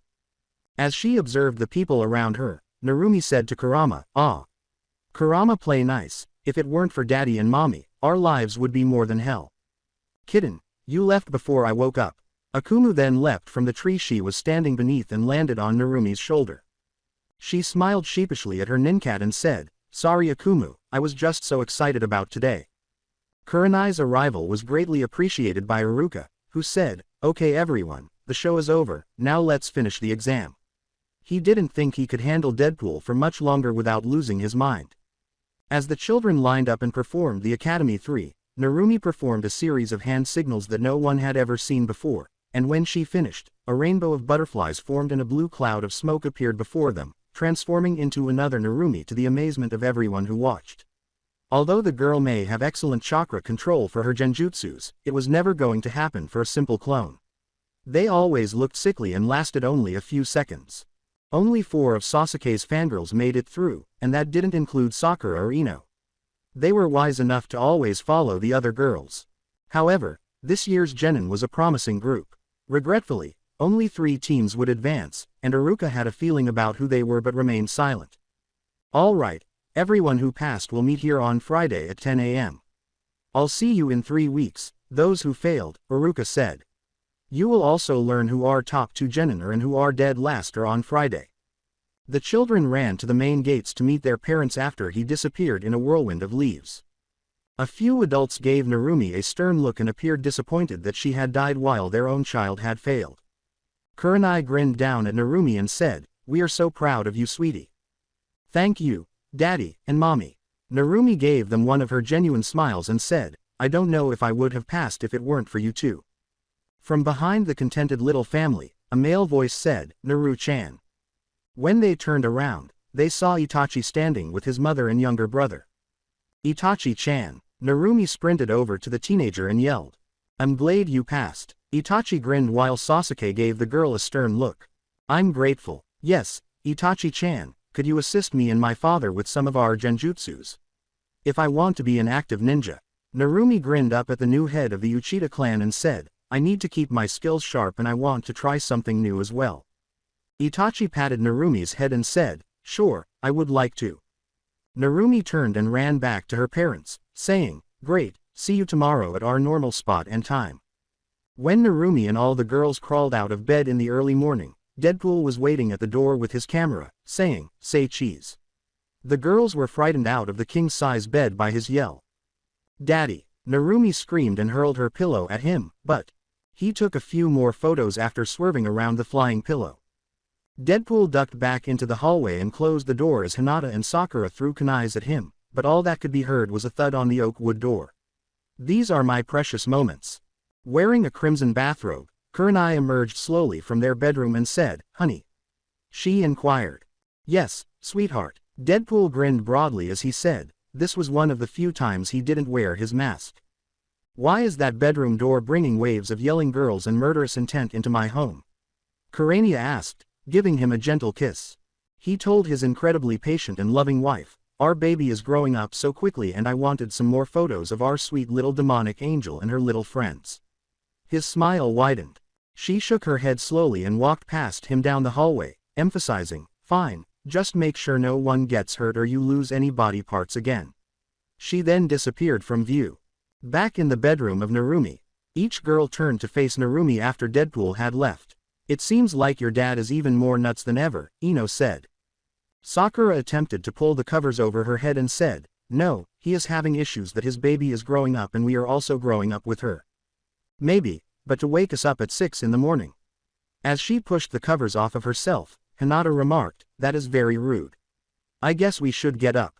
"Oh no." As she pulled the covers over her head, Narumi whimpered, "I want 30 more minutes. I don't have to meet Itachi-chan until 8 in the morning." In other places, Sasuke and Itachi entered the dining room, and Itachi sat down and said, "Good morning, mother." Sasuke sat down and said, "Morning, mom." As she arranged their breakfast in front of her sons, she said, "Good morning, boys." In other places, as his mother yanked him from bed, Shikamaru remarked, "Troublesome." Returning to the girls had already prepared for the day at 7:30 a.m. With the exception of Hinata, who bowed and apologized on behalf of everyone, all the girls rushed in while Deadpool and Kurenai sat at the kitchen table, chatting away. Outside the walls, protection. As she left the village and made her way to the coast, a girl with long black hair wandered through the dense forest, wondering, where in the hell did they send me? Returning to the village, walking to the training field with his daughter and her friends, Deadpool felt an odd sensation as he turned to face the western gate. "Is there a problem, Daddy?" Narumi asked, cocking her head to the side. Looking down at his miniature version of himself, Lolita, Deadpool said, "Nothing at all, sweetie, just thinking." As the boys rushed up behind the girls, Kiba said, "Dear Kami, the world is ending." Glaring at Kiba, Narumi said, "No, it would be the end of the world if you have a thought."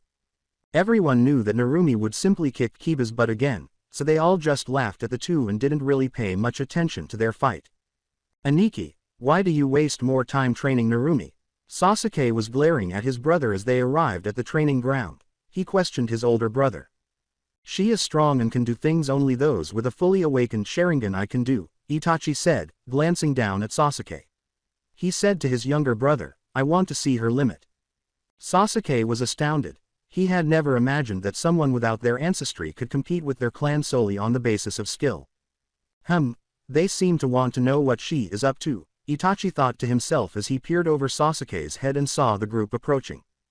As Narumi and Itachi exchanged smiles, all of the clan's heirs and heiresses gathered around them. Coastline. The long-haired girl was sitting on the beach near the coast, watching the waves, when two figures emerged behind her as she enjoyed the afternoon sun. A male voice growled behind her, "A child like yourself shouldn't be out here alone." This startled her out of her reverie and caused her to glance slightly behind her. As she slowly raised her hand and two metal claws slowly slid out of her knuckles, the girl said, "I'm pretty sure no one will think of bothering me." The voice said, "Impressive brat." She turned back to the waves and remarked, "Not really, there is another who's able to do the same as me, but 3 claws comes out instead of 2. "Why did you come here?" A much gentler, softer voice asked. "I was sent to kill a man, he is very annoying and many want him gone," she said, lying down in the sand and gazing up at the tall man without eyebrows and the other wearing a mask. She wasn't sure if the other person was male or female. "Do you even know where to start?" asked the man without eyebrows. He questioned her. "No, I just know that he's in one of the 5 main hidden villages. I have to work until I find him," she informed him. "If you need work, I need a few more people for a job I am heading to take," he stated. 2 more people appeared at that moment wearing what appeared to be gas masks. One of them said, "Zabuza-sama, we have secured a boat to take us to the land of Wave. He might come to me," she thought as she slowly sat up and considered her options. 1. I could pass and just hang around till I get information where the freak is. 2. I can use this to blow off some steam and kill sometime. She said to the man in front of her, "Sure, why not?" "All right, tell me now, girl, where are you from?" The now named Zabuza was asked. "The leaf. Feels like someone's just walked across my grave." Deadpool muttered to himself as a chill went down his spine. Standing before Deadpool and Itachi, Narumi said, "I have been working on my butterfly clone, but I think I need a little more help with it." Itachi closed his eyes, grinned, and said, "Okay, show us what you have so far."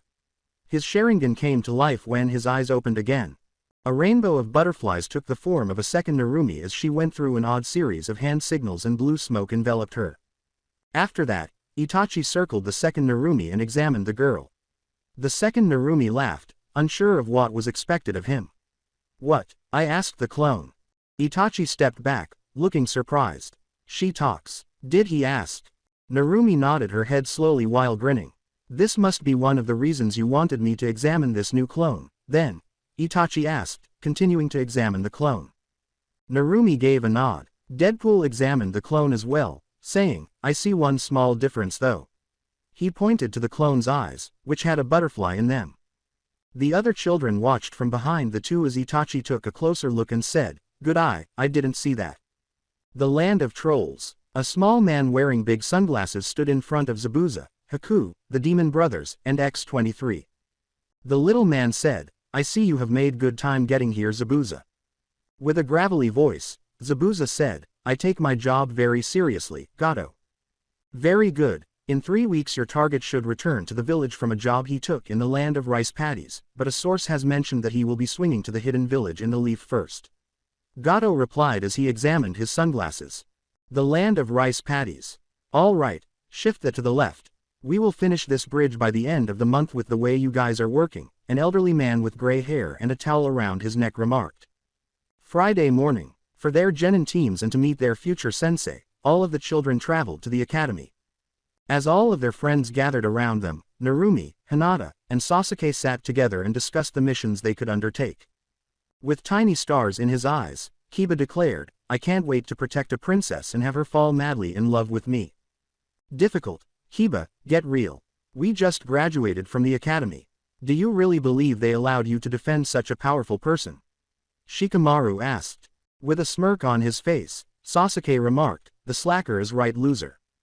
Fear was always a powerful teaching tool, and Iruka looked at all of his former students as he entered the classroom, each child in their small group of friends with all the fangirls watching Sasuke like birds of prey. He sighed at the realization that not many of them would survive and that their senseis would send them back to the academy for remedial training. He felt sorry for them because Anko Mitarashi and Yoshino Nara would be their new senseis, and they would be taught that fangirls are the first to die out in the field or worse. Just before Deadpool and Anko flew through the side window, Iruka took one last look. The kids were distracted from their activities by the loud crash and the sound of breaking glass, but only 8 of the 9 kids knew what to do. They had pulled out their kunais, and Narumi had pulled out her twin desert eagles. A cold, dark expression took over her, something no one had seen since the night she saved her best friend's life from that Kumo ninja. How many times have I told you, damn it Anko, that frightening the newly created genin isn't a good idea? Deadpool yelled as he shoved her away from him. Stop talking. I stopped by to check on my younger sister and her pals. As she leapt off and winked at Iruka, Anko whimpered, I want to see what unfortunate soul gets Narumi and 2 of her other little minion of friends. While in the academy, they had the sheep mentality that they would always be safe because their senseis would do everything in their power to ensure that they survived an attack. However, with Deadpool, that was a stretch, as he was also a danger to all of them and they were in a false sense of safety. Narumi and the others sat back down while the other students just stared at them as if they had grown a second head. Anko smiled as he approached Narumi and took a seat at her desk. How is my favorite little terror? Ooh, Yoshino and I are going to have a lot of fun. Those girls are all worthless, she thought to herself as she glanced at the others and grinned even more at the terrified fangirls. Narumi smiled and laid her guns away, saying, I'm good Anko-chan. The insane snake mistress received nods from everyone else. All right, class, take a seat. Iruka yelled as the entire class turned back to face him and Deadpool at the front of the room. All right, folks, today is the team placement. As Deadpool stood beside him, Iruka emphasized the word, team, and made air quotes. Now before anyone complains or whines that they didn't get paired with who they want to be with, know that all these teams are built by the Hokage and in a way he felt best for you to work well together as a team. Iruka was toned out for the first 6 teams by Narumi, but she did learn that her conceited cousin would be on team 6 with a pathetic fangirl and another boy who wasn't too bad and had a chance of succeeding in the field. The only question was whether her cousin would succeed with his team or fail. Narumi Wilson Namikaze Uzumaki, Hinata Hyuga, and Sasuke Uchida will comprise Team 7. Iruka heard all the fangirls complain about not being able to go with their true love, so he said, your sensei will be Kakashi Hatake. Sasuke was stuck with the demon twins, and though Hinata is the sweetest person you'll ever meet, if you cross her or one of her friends, well, let's just say that you never want to see those lavender eyes coming for you, because you would never know what had hit you once she was done with you. Several elders had learned the hard way when they told her she couldn't be friends with Narumi anymore, and they had been walking funny ever since. Kiba Inuzuka, Shino Aburame, and Sakura Haruno will comprise Team 8. As the 3 gave each other high fives, Iruka said, your sensei will be Kurenai Wilson. They had collaborated effectively when they faced off against Sasuke, Hinata, and Narumi on Capture the Flag. Iruka turned to face Deadpool, grinned, and glanced down at his list before noticing Anko rolling around on the big desk and laughing uncontrollably. With a sigh, he resumed his placement. Let's move on to Team 10 since Team 9 is still in rotation. Ino Yamanaka, Shoji Akamichi, and Shikamaru Nara will comprise that squad. Asuma Sarutobi will be your sensei. The new Ino Shikacho team smiled at one another. Since they were young, their fathers had been teaching them how to collaborate. As they grew up with Narumi and the others, they had gotten along so well that playing team games together came naturally to them. Okay, now that everyone knows what teams they are in, it would be good for everyone to get together and talk while you wait for your new senseis to show up. Iruka said as he left the classroom. After giving them a brief speech about their new life, he now hopes they will mature and become true shinobi. Deadpool disappeared in a cloud of fluffy unicorns and set out to find Narumi and the other members of Team 7 their new favorite victim. Anko looked at Narumi and asked, how the hell does he do that with stuffed unicorns? The girl simply shrugged her shoulders. He only responded that it was a secret and that he would teach her when she was older when she had previously asked him the same question. Alongside the Queen of Hearts, Irisbeth gazed at her Kyo fish pond while sitting in her rose garden. The little demon will learn her team placement today. She turned back to the rose bush beside her and thought, I hope she is placed with someone other than him for the sake of my dear grandson. One white rose, larger and far more exquisite than the others, was mixed in with her crimson roses. She thought of her sister at the mere sight of it. She grabbed the rose stem out of rage, only to be slashed by the thorns that shielded it. She swiftly withdrew her hand and noticed the blood slowly leaking from the punch wounds on her fingers and palm. Returning to the academy, the senseis for the first 6 teams had arrived and taken their new pupils one by one. All that was left was for Team 7, 8, and 10 to sit around and play poker with Anko.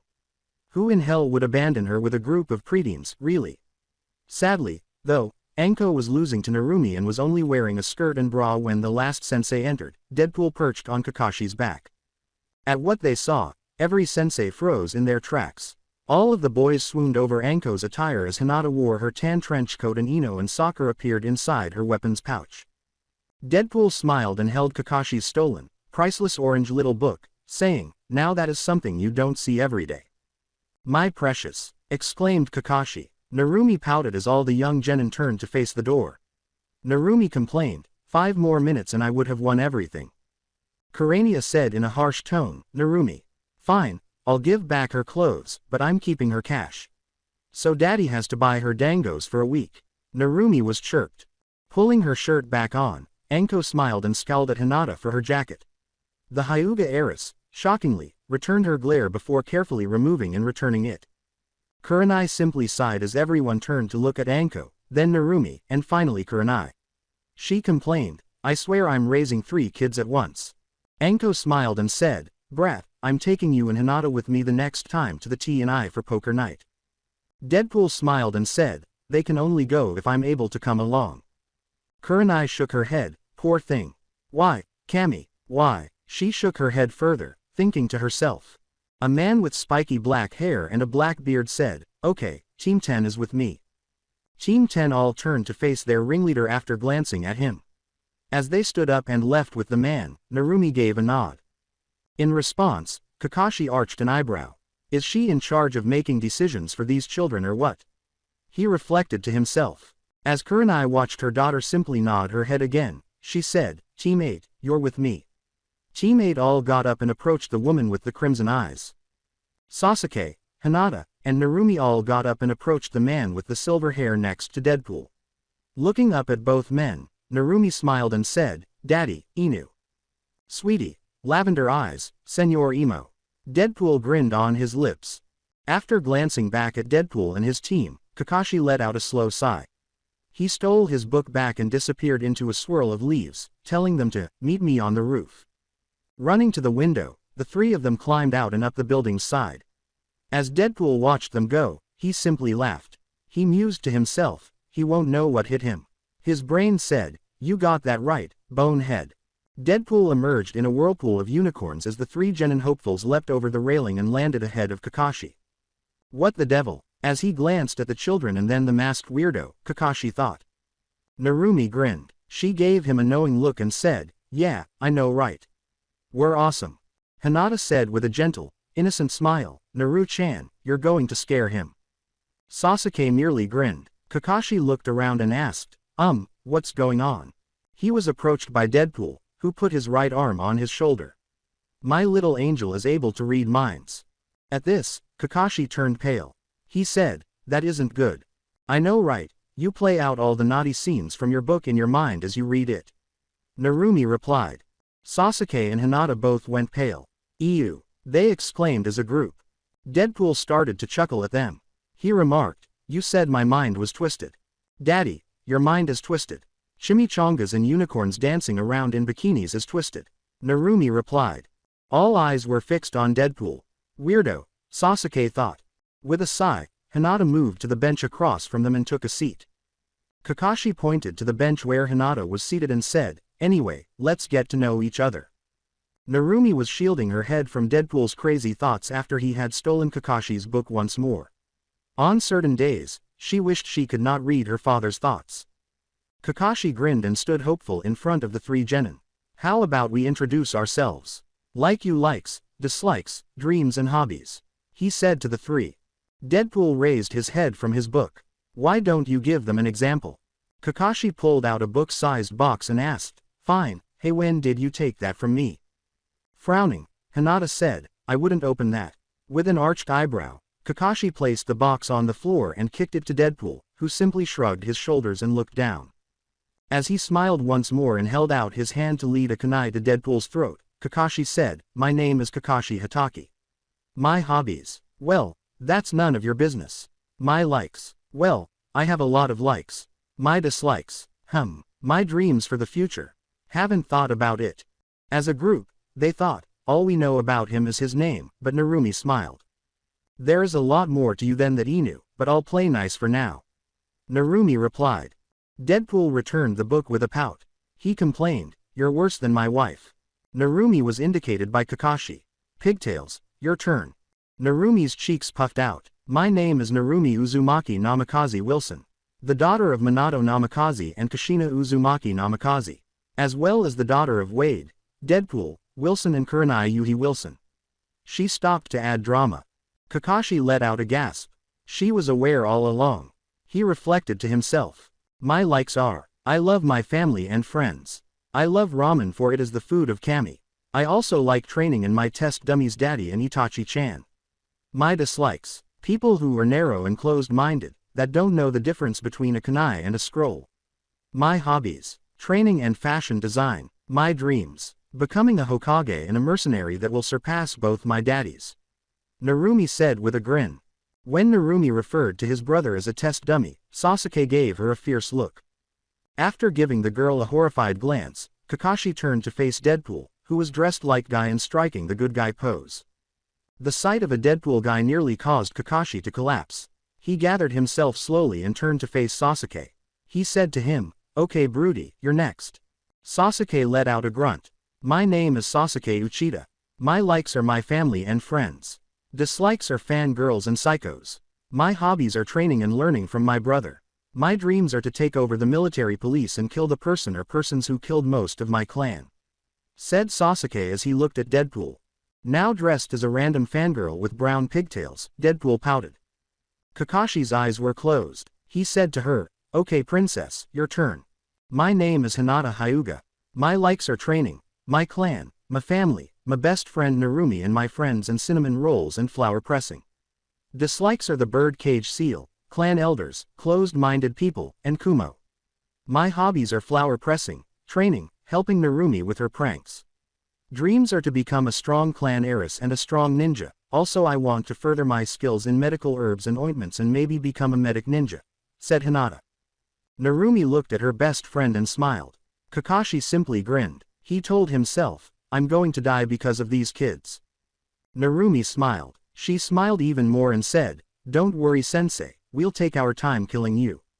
But first, we will make sure you get married and have children first. Deadpool said, be careful reading others' minds, sweetie. Yes daddy, Narumi said. Kakashi simply went pale once more. He said to her, please don't read my mind. Akumu smiled and said, sorry, but Kitten is still getting a hand on this ability of hers. Narumi smirked at him and said, so tomorrow we have to do the bell test to show our teamwork. Gazing at the three in front of him, Kakashi let out a sigh. He asked them, should I just pass you three now? It would be best, we three do work really well together. If you have any questions about that ask Itachi, for he has done mock missions with us. Hinata replied with a grin on her face. In response, Kakashi slowly raised an eyebrow. What all of you kids learned from Itachi and the others? They responded. My brother has done many mock missions with us, as well as the other clan heirs and Sakura. Then Deadpool there has taken us on a few merc jobs to show us how to keep in the shadows and understand the true meaning of what we want to be, but he took 2 of us each time, for 9 kids would have been too much for him to handle. Said Sasuke as he grinned at the of his sensei. Yup, the Hokage knows all of this. For he signed off on this, said Deadpool. Glancing at his 3 students and his soon-to-be headache teacher's assistant, Kakashi clapped his hands together and said, very well then, we will train at Field 66, it is the old Anbu training field that I have asked for us to use, so meet me at 7 a.m. tomorrow morning. He was aware that Deadpool had a hand in his life's demise on this particular day. Don't be late tomorrow or I'll drag you kicking and screaming and I'll make sure that you will be butt-naked as I drag you through the whole village, laughed Deadpool. At this, Kakashi went pale. I will see you all tomorrow morning, but I must go visit the Hokage so he knows that your team has already passed, for you lot already knew what the test was about. He informed them all. Then he disappeared in a whirl of foliage. Now, all 3 genin exchanged glances. Hinata got up and turned to face the stairs, asking, should we go check out our new training field? With nothing better to do, Narumi and Sasuke exchanged glances and shrugged their shoulders. They both got to their feet and headed for the stairs, saying, sure, why not? Deadpool was reading Kakashi's small orange book when he fell behind the three children. At odd moments, all three heard him giggling. Looking over his shoulder at the grown man-child reading something his wife would kick his ass for, Sasuke said, "We are so screwed if he joins us on training." Narumi smiled and said, "Don't worry, because there is mommy with her genin team up ahead." Her father didn't even hear her. Kurenai was bidding her students farewell and promising to see them in the morning. For example, her daughter's team had figured out the topic of their test, and she informed them that she would start their training immediately tomorrow morning. As she said goodbye to Kiba, Shino, and Sakura, she turned around. As she did so, she noticed her husband reading and the irritated expressions on the faces of her daughter and her friends. As Team 8 came to a halt, Narumi yelled, "Kiba!" They all turned to see Team 7 approaching, Deadpool following, not giving a damn about reading something he shouldn't be reading, because they had all seen the cover and knew it would be exciting. Kurenai's voice was sickly sweet as she looked at her husband and then her daughter, saying, "Sweetie." Deadpool froze in place and raised his head from his book. He dropped the book to the floor as his eyes gradually widened. He turned to face his cherished wife and said, "Yes, my crimson goddess." Kurenai asked, "What are you reading?" "I stole it from Kakashi, for he was reading it in front of the kids and I wanted to see what it was all about. Besides all the naughty stuff, it does have a really nice love story to it," said Deadpool as his wife responded. A chill went through Kakashi's body as he entered the Hokage's office. He thought he had returned his small orange book from the man earlier, and when he looked out over the village, he saw the Ice Queen glaring down at her husband. Kakashi's cheeks began to well up with tears. He had gotten Jiraiya to sign a book for him, but he had misplaced it. Kurenai asked, "Really?" Deadpool said, "Yes, my crimson goddess, I wouldn't have read it otherwise." Suddenly, he produced a large box of chocolate and a dozen roses. She looked down at the floor and said, "Then prove to me that you do not care about that book." After glancing down at the book, Deadpool pulled out his swords and started chopping it up into tiny pieces. It didn't really bother him because it wasn't his, and he enjoyed the story for as long as it lasted and came away with some ideas to try with his beautiful wife. Kurenai approached him, grinned, took the presents he had given her, and planted a kiss on his cheek. She said, "Thank you," to him. Kiba asked, "So, you guys pass as well?" "Yup, and we are heading to our new training ground as we speak to check it out. Do you guys want to come along?" replied Narumi. The others glanced at one another and nodded, knowing that it would be intriguing because their sensei would be receiving a small surprise in the morning. They assume they will be seated in the front row. The following day, the time was 5 a.m. and Narumi's front door was flanked by Sasuke and Hinata. However, Narumi opens the door before Hinata has a chance to knock. She stepped back and said, "Come on you two, come in." After they entered, Narumi shut the door and escorted the small group to the kitchen. She said, "Sit down, I'm making breakfast." After exchanging glances, Sasuke and Hinata sat down. When Sasuke noticed her rummaging through the refrigerator, he asked, "So, what are you making?" She grinned as she glanced over her shoulder. "Well, I can heat up leftovers or I can make eggs, but I'm not the greatest cook and if you want something better to eat, then you would have to be really nice to Hinata, for she is the best cook in this small little group," she said as she gazed at Hinata. With a sigh, Hinata turned from her closest friend to Sasuke.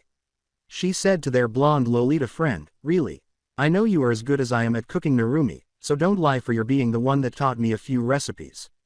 Narumi smiled at her, winked, and stuck out her tongue. She wrinkled her nose at the thought, saying, "Can you blame me? I don't want the Tem over there running to his mama or his brother and having them setting up a marriage contract for me." At this statement, Sasuke went pale. He tried to calm himself from this thought by telling them, "I don't think so, you're too freaking nuts for my liking and I do not want Deadpool as part of my family whatsoever. And if you marry into my family, that wacko comes along and no. I do not want that. Yeah, a better match for you would be Sakura. I can definitively see you marrying her. She is a fangirl yes, but isn't as bad as Amy or the others. She can at least fight and stand her ground out of all of them besides Ino. Maybe Ino would be a good match for you too," said Narumi with a grin. He glanced at her, then back at Hinata. He asked both of the girls, "Why not Hinata?" Hinata became green. "I'm sorry Sasuke, but you're not my type and I don't like you that way, I have my eye on someone else." She stated this to them both. Since they were wasting time and it would be 7 in the morning, Narumi simply grinned and proceeded to prepare them some food. She didn't want to be late because it was only a 20-minute walk from her house to training ground 66. Deadpool emerged from the bedroom a few minutes later, wearing unicorn slippers and a fluffy pink bathrobe. He said to all three children, "Good morning, my little minions." While the other two merely chuckled at his attire, Narumi asked, "Morning, Daddy, shouldn't you be dressed by now?" Deadpool smiled, pulled his mask over his head, and disappeared in a whirlpool of fluffy unicorns. "Yeah, I am. I'm heading out now. I think Kakashi will love this wake-up call." The three of them exchanged glances. All eyes were on Hinata, and she blushed slightly as she asked, "How in the hell does he do that?" Their friend has truly come out of her shell, as evidenced by the laughter that both Sasuke and Narumi let out.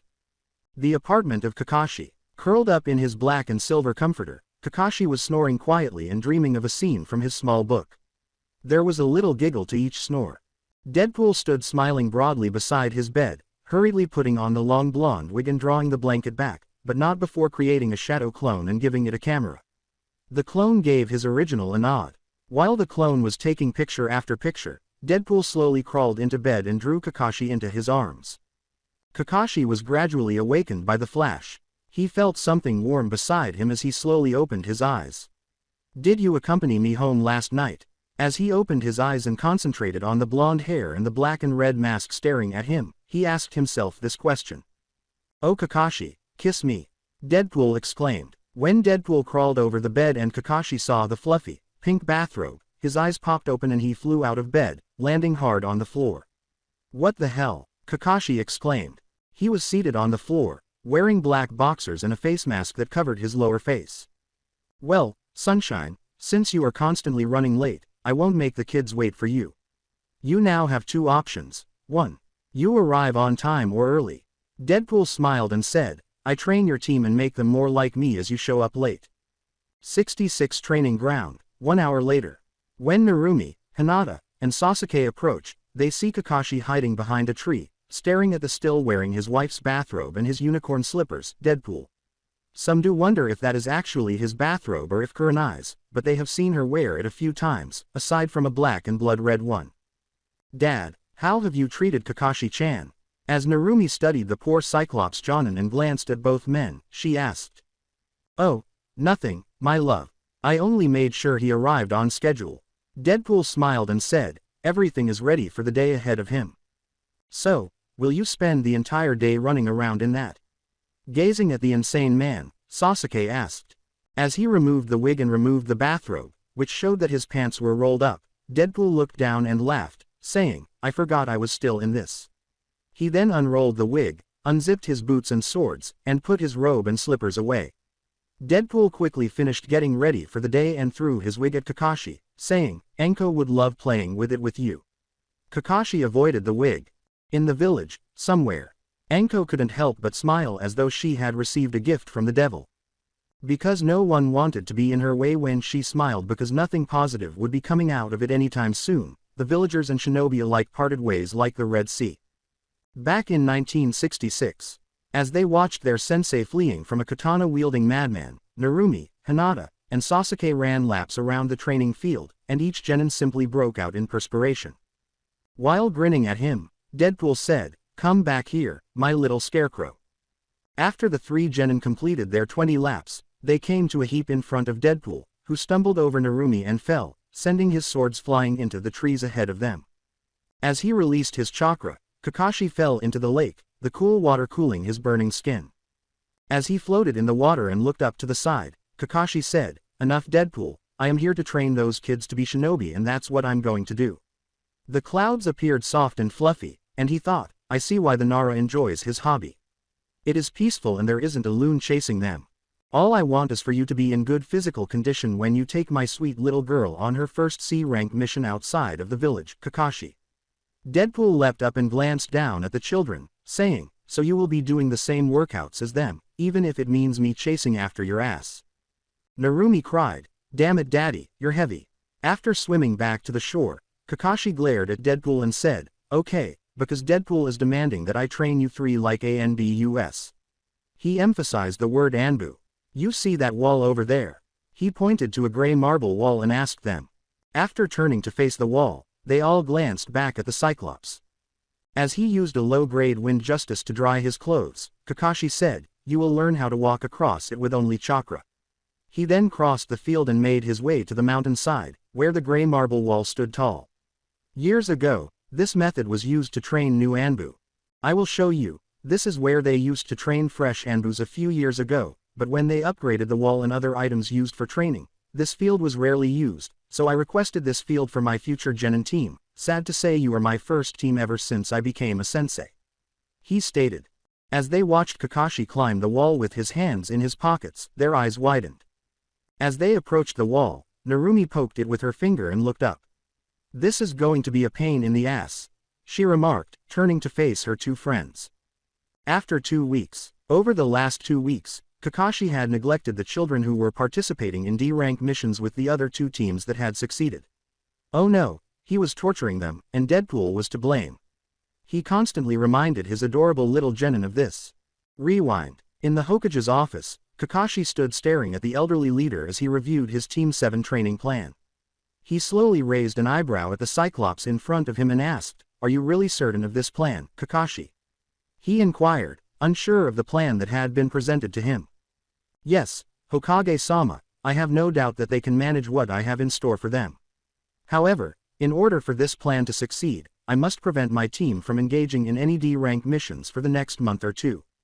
Deadpool is the motivation behind this plan because he told me there was more to these kids than what other people had seen of them. I truly want to see their full potential as ninjas," Kakashi said with a smile. He took a puff of his pipe and went over this paperwork again. "I will give you 45 days to see if these kids are able to match up against some of the rookie Anbu. But if they fail, it is on you as their sensei, and you will have to prove to me that I didn't place my faith in you for nothing, especially concerning Narumi, for in 6 months the Chunin exam will be coming up and Kumo and Kiri have already sent word that they will be sending teams to participate this year in Kohona, and if those two are coming, it won't be long before Iwa will be behind them, and we both know how much hate they have for Minato, and if they knew he had a daughter." Quote. He didn't finish because he knew Kakashi knew how serious this situation was and he couldn't slack off like he does in everything around him. Too many lives depended on him, and he couldn't risk the last link he had to Minato-sensei and Kushina-chan because he didn't try or want to do so.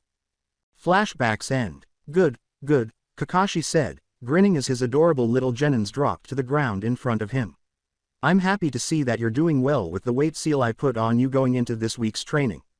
I'm also proud of you, Narumi, because you're currently nearly on par with Guy's student Lee in taijutsu." He told the young blonde, "I do think you will match him in an equal hand-to-hand fight with more speed training." As she noticed the shocked expression in his single eye, Narumi looked up at him and smiled. "Lee and I do spar on a regular basis, and over last summer break he did help me with my speed on dodging his attacks." As he grinned again, Kakashi thought, "This child has many friends and many secrets that I must learn for this team to progress and grow stronger." "Kakashi-sensei, you know you can just ask me and I will tell you all you want to know about me," Narumi said, smiling as she tipped her head to the side. "Fine, I was looking at your files and it said that you have very strong and deadly genjutsus, but I also saw the warning that they are listed as A rank and up to SS rank for the level of danger one will be in from its use." Kakashi sighed once more, forgetting that the girl had the ability to read minds, which will work wonders in Anbu but occasionally irritate him. "Yes, that is accurate. What information about them would you like to know? In case things get out of control again, I should also let you know that if you want me to train with the others, you will need my mother or Itachi-chan to come and assist. The only two people in the village with the strength to break them are those two." Narumi giggled and said, "Well, at the moment anyways." She wasn't sure if Kakashi was strong enough to handle her werewolf pack or any of her other packs. "It might be best if we do train with her genjutsus, for it will make us stronger and help learn how to break genjutsus that are stronger than normal," Hinata and Sasuke said, glancing at each other and back at their sensei. Glancing at his other two pupils, Kakashi questioned whether it would be a good idea for their own well-being and possibly even for his own, since he had encountered individuals with stronger genjutsus than he had ever seen. He also wondered if they would ever encounter the last stage of the Uchida Cursed Eyes. Deadpool approached the group while carrying a bag of tacos and munching on one. He greeted everyone by saying, "Good morning, my little minions." Kakashi heard Deadpool's voice behind him and glanced over his shoulder. As he lowered his head, he thought, "Great, he's here." Sasuke closed his eyes at his sensei and collapsed to the ground, saying, "My brother should be back from his mission tonight, so I could ask him if he wants to come tomorrow for a Narumi training session." He was growing hungry, and it didn't help that Deadpool was feeding him. After dropping the bag of tacos in front of the children, Deadpool said, "Well, I figure I bring you all something to eat before someone passed out." Deadpool grinned as he glanced at Kakashi. He said to Kakashi, "I don't want nothing happening to them in your care." On the other side of the village, Kurenai turned to face her 3 genin. She asked the 3 people in front of her, "Well guys, are you ready for your missions?" Kiba rose from the floor and turned to face his sensei, the slave driver. He tried to catch his breath and asked her, "Why are you driving us so hard?" Kurenai closed her eyes and gazed up at the sky, trying to think of a way to respond to his question without coming across as insane. "I have heard from my husband and daughter that Kakashi has been pretty much training his team like Anbus, for them to be ready for the upcoming Chunin exams in the next 5.5 months. She shared this information with Kiba and the others. At lightning speed, Kiba leapt to his feet. His eyes grew enormous, and he yelled, "They're what?" In disbelief, both of his teammates glanced up at their sensei. Sakura watched in shock at what she had just heard and said, "You got to be kidding us, sensei." She looked at each of her genin and slowly shook her head no. "I'm afraid not, they have to get ready. I think most of it has to do with when Kumo and Kiri come for the exams. They will learn that our late 4th Hokage had a child and knowing what he did in the Third War," she said, not finishing her sentence. Shino pushed his glasses up and looked at his sensei. "Narumi's life will be in danger, and no matter how much you and your husband want to protect her, there is nothing you can do so. Then we should be pushing ourselves as hard as the others, for if Iwa shows up too, things will not go well for anyone here," he stated as he turned away. With flames visible in his eyes, Kiba said, "Yeah, let's not go on a mission and see how difficult Team 7's training is. We should join them and drag along those lazy-ass Team 10 along with us." Kurenai merely chuckled at him. "It wouldn't hurt to have 6 more at Anbu level in the next 5 months, so we should do it," she said to herself. At that moment, Team 10 approached Team 8's training area on foot. Asuma's students trailed behind him, smoking as usual. Kurenai was laughing at Kiba's outburst when he glanced at her. Her gaze shifted to the group that was approaching her team. She said to the man, "Asuma." Asuma stopped ahead of the others and asked, "Kurenai, how are you doing?" Kurenai grinned at him and said, "Oh, you know, enjoying life and raising 7 kids at times." In response to this information, Asuma slowly arched a lazy eyebrow. He turned back to his team and said, "I see." Shikamaru looked at his sensei and the red-eyed woman who was his friend's mother and said, "Troublesome. Is it true that Narumi and the others are being trained as Anbus and have to be ready by the Chunin exams?" he inquired. She looked at the Nara boy and sighed. "Yes, it's true. I just found out the other day from my husband and daughter when they both came home with their clothes ripped up," he replied. Kiba smiled at the opposing team and said, "I see, you have the same idea as us." Ino looked at the dog boy with her arms crossed. "Whatever, we just want to be there for our friend and prove we will not be holding them back, but working alongside them," he replied. Choji simply ate his chips in silence while glancing at Ino and slowly nodding his head. His words, in between bites, were, "We must do all we can to help our friends." Office of the Hokage. "Sensei, I am telling you the truth. Young men from the Fuma clan has been seeking information for Orochimaru. He claimed that Orochimaru has been working in secret along with the Lord of Rice Paddies on building a hidden village," said a man with spiky and long white locks. "This is very worrisome if he is building his own village of ninjas and is going around the elemental nations seeking strong and powerful ninjas, but the question is, what is he planning?" asked Sarutobi to the other individual. "That sensei I am unable to tell you. The other thing I have found out is that the Cage is entering his children into the Chunin exams this year," he informed his previous sensei. To this, Sarutobi slowly raised an eyebrow. He posed the question, "Did you know his son is the jailer for the One Tail?" Sarutobi frowned at this. "I just received his papers this morning, and nowhere in them did it mention the statues of his son, that bastard." Quote. He opened his drawer and took out the Cage's children's files. After examining the files, he took out the 2 sons' files, placed them on the desk, and turned to face his pupil. His now named pupil asked him, "Which one, Jiraiya?" Jiraiya gestured to the boy with the red hair after perusing the files. He gazed at the dead teal eyes and remarked, That one, Gura. He has control over sand that no one has ever seen before and is feared by his own father and siblings. Returning to training ground 7. Kakashi turned his attention to the other senseis. He smiled at them and said, "Well, hello everyone." Kurenai glanced at the others and rolled her eyes. Sasuke, Hinata, and Narumi, meanwhile, snatched up the taco bag and started eating. While the others watched and conversed with Kakashi, each one continued to eat. Kakashi simply grinned at his adorable little genin. Asuma turned to face Kakashi. He asked the man with silver hair, "Are you insane?" Deadpool grinned broadly and said, "No, he isn't insane just yet, but I am working on it." Narumi laughed and fell back. She laughed and said, "Daddy, making him go crazy is our job, not yours."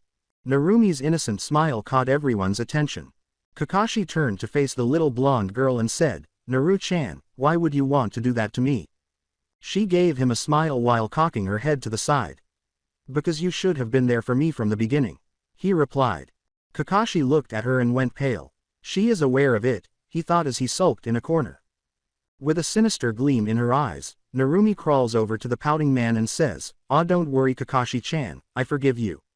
As he started to sob uncontrollably, she rolled away from him and said, "Well, I halfway forgive you anyways." Everyone's eyes widened as they glanced at the blonde and then back at the crazy man who had raised her for the previous 7 years. The man was rolling around laughing uncontrollably at the expression on Kakashi's face as they gazed at Deadpool. Deadpool wiped a tear from his left eye and said, "That's my princess." Narumi simply smiled at her father after glancing at him. "Daddy?" she asked sweetly. Deadpool turned slowly, staring at his sweet little girl, and froze when he heard her voice. "Yes, my angel?" Deadpool inquired. As Narumi performed a one-handed seal for her genjutsu, she said, "Werewolf pack." At that moment, there was only a scream and a cloud of dust where Deadpool had been, and now 4 white werewolves were leaping at that location. At that moment, a black werewolf emerged, drooling all around him and holding Deadpool in his jaws. Deadpool's face was dripping with anime tears. He asks his daughter, "What did I do this time?" Narumi smiled as she glanced up at him and the werewolf. She got up and turned to face the others, telling him, "Nothing at all, Daddy, nothing at all. If any villages visit our house for the Chunin exams, we will have to deal with this." She looked at each person and said, "They will attack without warning and without mercy for anyone."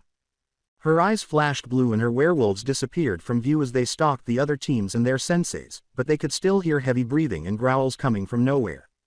"Narumi, I'm starting to get scared because I don't know what's going on," Hinata said, looking around but seeing nothing, and even her eyes couldn't see where the creatures could be. Kiba jumped, feeling the air around him change, and he ducked from a set of claws that were coming at him from above. He looked around frantically, but he was unable to see anything, and when he looked at his partner Akumaru, he was unable to see or smell the creatures.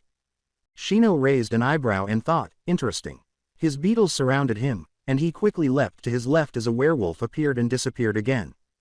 A cool, collected voice behind her said, "Narumi, stop this right now." Narumi slowly turned her head to see Itachi standing behind her. Narumi smiled at the eldest of the Uchida brothers and said, "Itachi-chan." She pouted as she explained, "I was just trying to prove my point." Narumi sighed in defeat as he gave her a stern look. "Fine, I'll stop it." Narumi released the genjutsu and performed a single-hand seal. Strangely, a ghostly laugh echoed around Deadpool as he hit the hard, cold dirt face first, letting out a little shriek as he fell to the ground from the jaws that had disappeared from view. Everyone turned to face the little blonde, who simply shrugged her shoulders and said, "Don't ask me." She was also searching for the source. "I would like to know when you figured out they could go invisible," Itachi said, looking around to see Kurenai standing there looking shocked. "I have told you not to use that jutsu without myself or your mother around." "Did he ask?" She glanced at Itachi and then back at her mother, saying, They told me." Everyone's eyes popped out of their heads as their jaws hit the floor. Itachi said, "That jutsu has become even more deadly than anyone has ever thought it to be." Narumi nodded and grinned at him. As the shadows of her parents stood behind her, their hands on her shoulders, gazing proudly down at their daughter, Narumi said, "I only did it to prove a point and show everyone here that times of peace never truly last." Even the genin saw this and took a small step back, because it scared them because no one had ever done anything like that before, and the only thing that came to mind was that it was a ghost. The older shinobi who had seen her parents firsthand had their eyes go huge from this. They had no idea if it was a genjutsu or if their spirits were taking on form for everyone to see. Deadpool thought to himself, "Death, is that you?" Because he had witnessed her act in a similar manner previously. It was still too early for her to enter the girl's life, but off in the shadows stood a very thin but beautiful woman with long black hair that reached past her knee. Her haunting icy blue eyes watched them, and a tiny smirk appeared on her lips as she gazed at her eternal lover. "Only you would know it's me, my love," she thought as she retreated into the shadows before being noticed by Deadpool or someone else. Without paying any attention to the surroundings, Deadpool simply stared at the spot where the woman had been standing. Like her parents, Akumu materialized and leapt onto Narumi's shoulder as they vanished. "Are you wreaking havoc without me, kitten?" He purred into her ear and asked. Looking at him over her right shoulder, she smiled broadly and said, "Just a little, but not too much." Itachi glanced at Narumi while all three teams stood in training ground 66. "It appears that your genjutsus are becoming self-aware in a way." Narumi gave him a quick glance before slowly nodding her head. She frowned and said, "Yeah, since that day I fought against you Kurama, I've found out little odd things with my werewolves and the others. I don't know if it is due to me having some of the Kurama bloodline in me or what." Kurenai nodded her head back as Itachi glanced over at her, saying she would go discuss this with Yukumo later. As the silver-haired man nodded his head in agreement, he said to Kakashi, "Well, I just got back from a mission and was going home when I felt your chakra spike. Now from what I heard from the others, I will be here in the morning to help with training." That being said, Itachi disappeared in a crow murder. Then Asuma looked at Kakashi. As teams 8 and 10 appeared somewhat concerned, he asked, "So, how do we catch our students up to yours?" They realized they needed to catch up after training with Team 7 on their day off and noticing a change. Kakashi took out a scroll and said, "To start off with, I need to add weight seals and gravity seals to them, for my students have been working with gravity seals for a day now." The office of the Hokage. Jiraiya eyed his sensei and said, "I think it will be best to get Narumi trained in her father and mother's techniques." The old man sighed. "You're right, I was hoping to put it off for another year. But with how things are going, it will be good to have the second coming of the Yellow Flash or the Red Hot Habanero. This would also floor the civilian council," said Tsuruboti with a grin on his face. Jiraiya sighed and halted his speech. "Good, I will also be aiding in her training, for I was Minato's sensei and helped him with pretty much everything he mastered as well." Jiraiya said, "And I sent a message to Kushina's old sensei. So, we should be hearing from Tsunade soon. Very soon." He knew that if the woman returned to assist in training her late student's child and goddaughter, hell would freeze over. Ground 66 for training. As their senseis looked on, Kakashi had completed giving the other children their seals. Asuma looked at Kakashi, who was a former Anbu, and asked, "So, what's next?" "They will now run 20 laps and then move over to walking on that wall over there. Don't worry, Team 7 will join them on their run and show them how to walk on the wall. Then in 2 weeks, I will have jointed training with Team 9 so we can see how fast our cute little genin can move with their seals on." Kakashi laughed out loud. Asuma and Kurenai both went pale when they heard it. He has been forcing the child to do this. They shared a common thought. Narumi approached them and smiled. As she started to run, she informed them, "Yup, this is a normal day for us." After completing their run, the 6 other children collapsed to the ground, gasping for air as they observed Narumi, Hinata, and Sasuke. They were all envious of how effortless their running appeared due to the weights and gravity weights they were wearing. "Troublesome. How much weights do you guys have on and what level are your gravity seals at?" "Answer Shikamaru." Narumi grinned. "You guys are just starting out at 50 pounds in level 1. She asked, and they all nodded. "We all have 200 pounds on and we are at level 2 right now." Sasuke glares at Deadpool, who glances over and waves at the children while chatting with his wife. "Come on loser, we need to move on to the wall before Nut Job there pulls out his swords and comes after us." They all leap to their feet and sprint toward the wall. After channeling chakra into her feet, Hinata stepped onto the wall, moved slowly across it, and started using her taijutsu kai. Narumi said, "Come on," as she trailed behind Hinata, and Sasuke followed. After that, the others followed. They had to try a few times at first because they were easily distracted, but once they mastered it, they started using their taijutsu kais as they stood up. Kakashi turned to face the other senseis and observed each child leaving. Ino, Shikamaru, Choji, Kiba, and Shino need to do something other than the Academy Taijutsu. I know Kiba's clan has their own style, but it revolves around their partners, and if their partner gets hurt or separated from them, they would be in a lot of trouble. So, after they finish the wall, it might be good to take them to the Shinobi Skill Archives for a style that will work well for them, for I was planning for my students to learn another style as well. Kiri and Kumo have worked to try and beat the Hyuga's fighting style, and Iwa and Kiri have been able to challenge the Uchiha in their fighting style as well. He told the others as they watched the kids until they ran out of chakra. They would also need to work on that. The genin were taken to a building close to the library by their senseis once they had recovered some.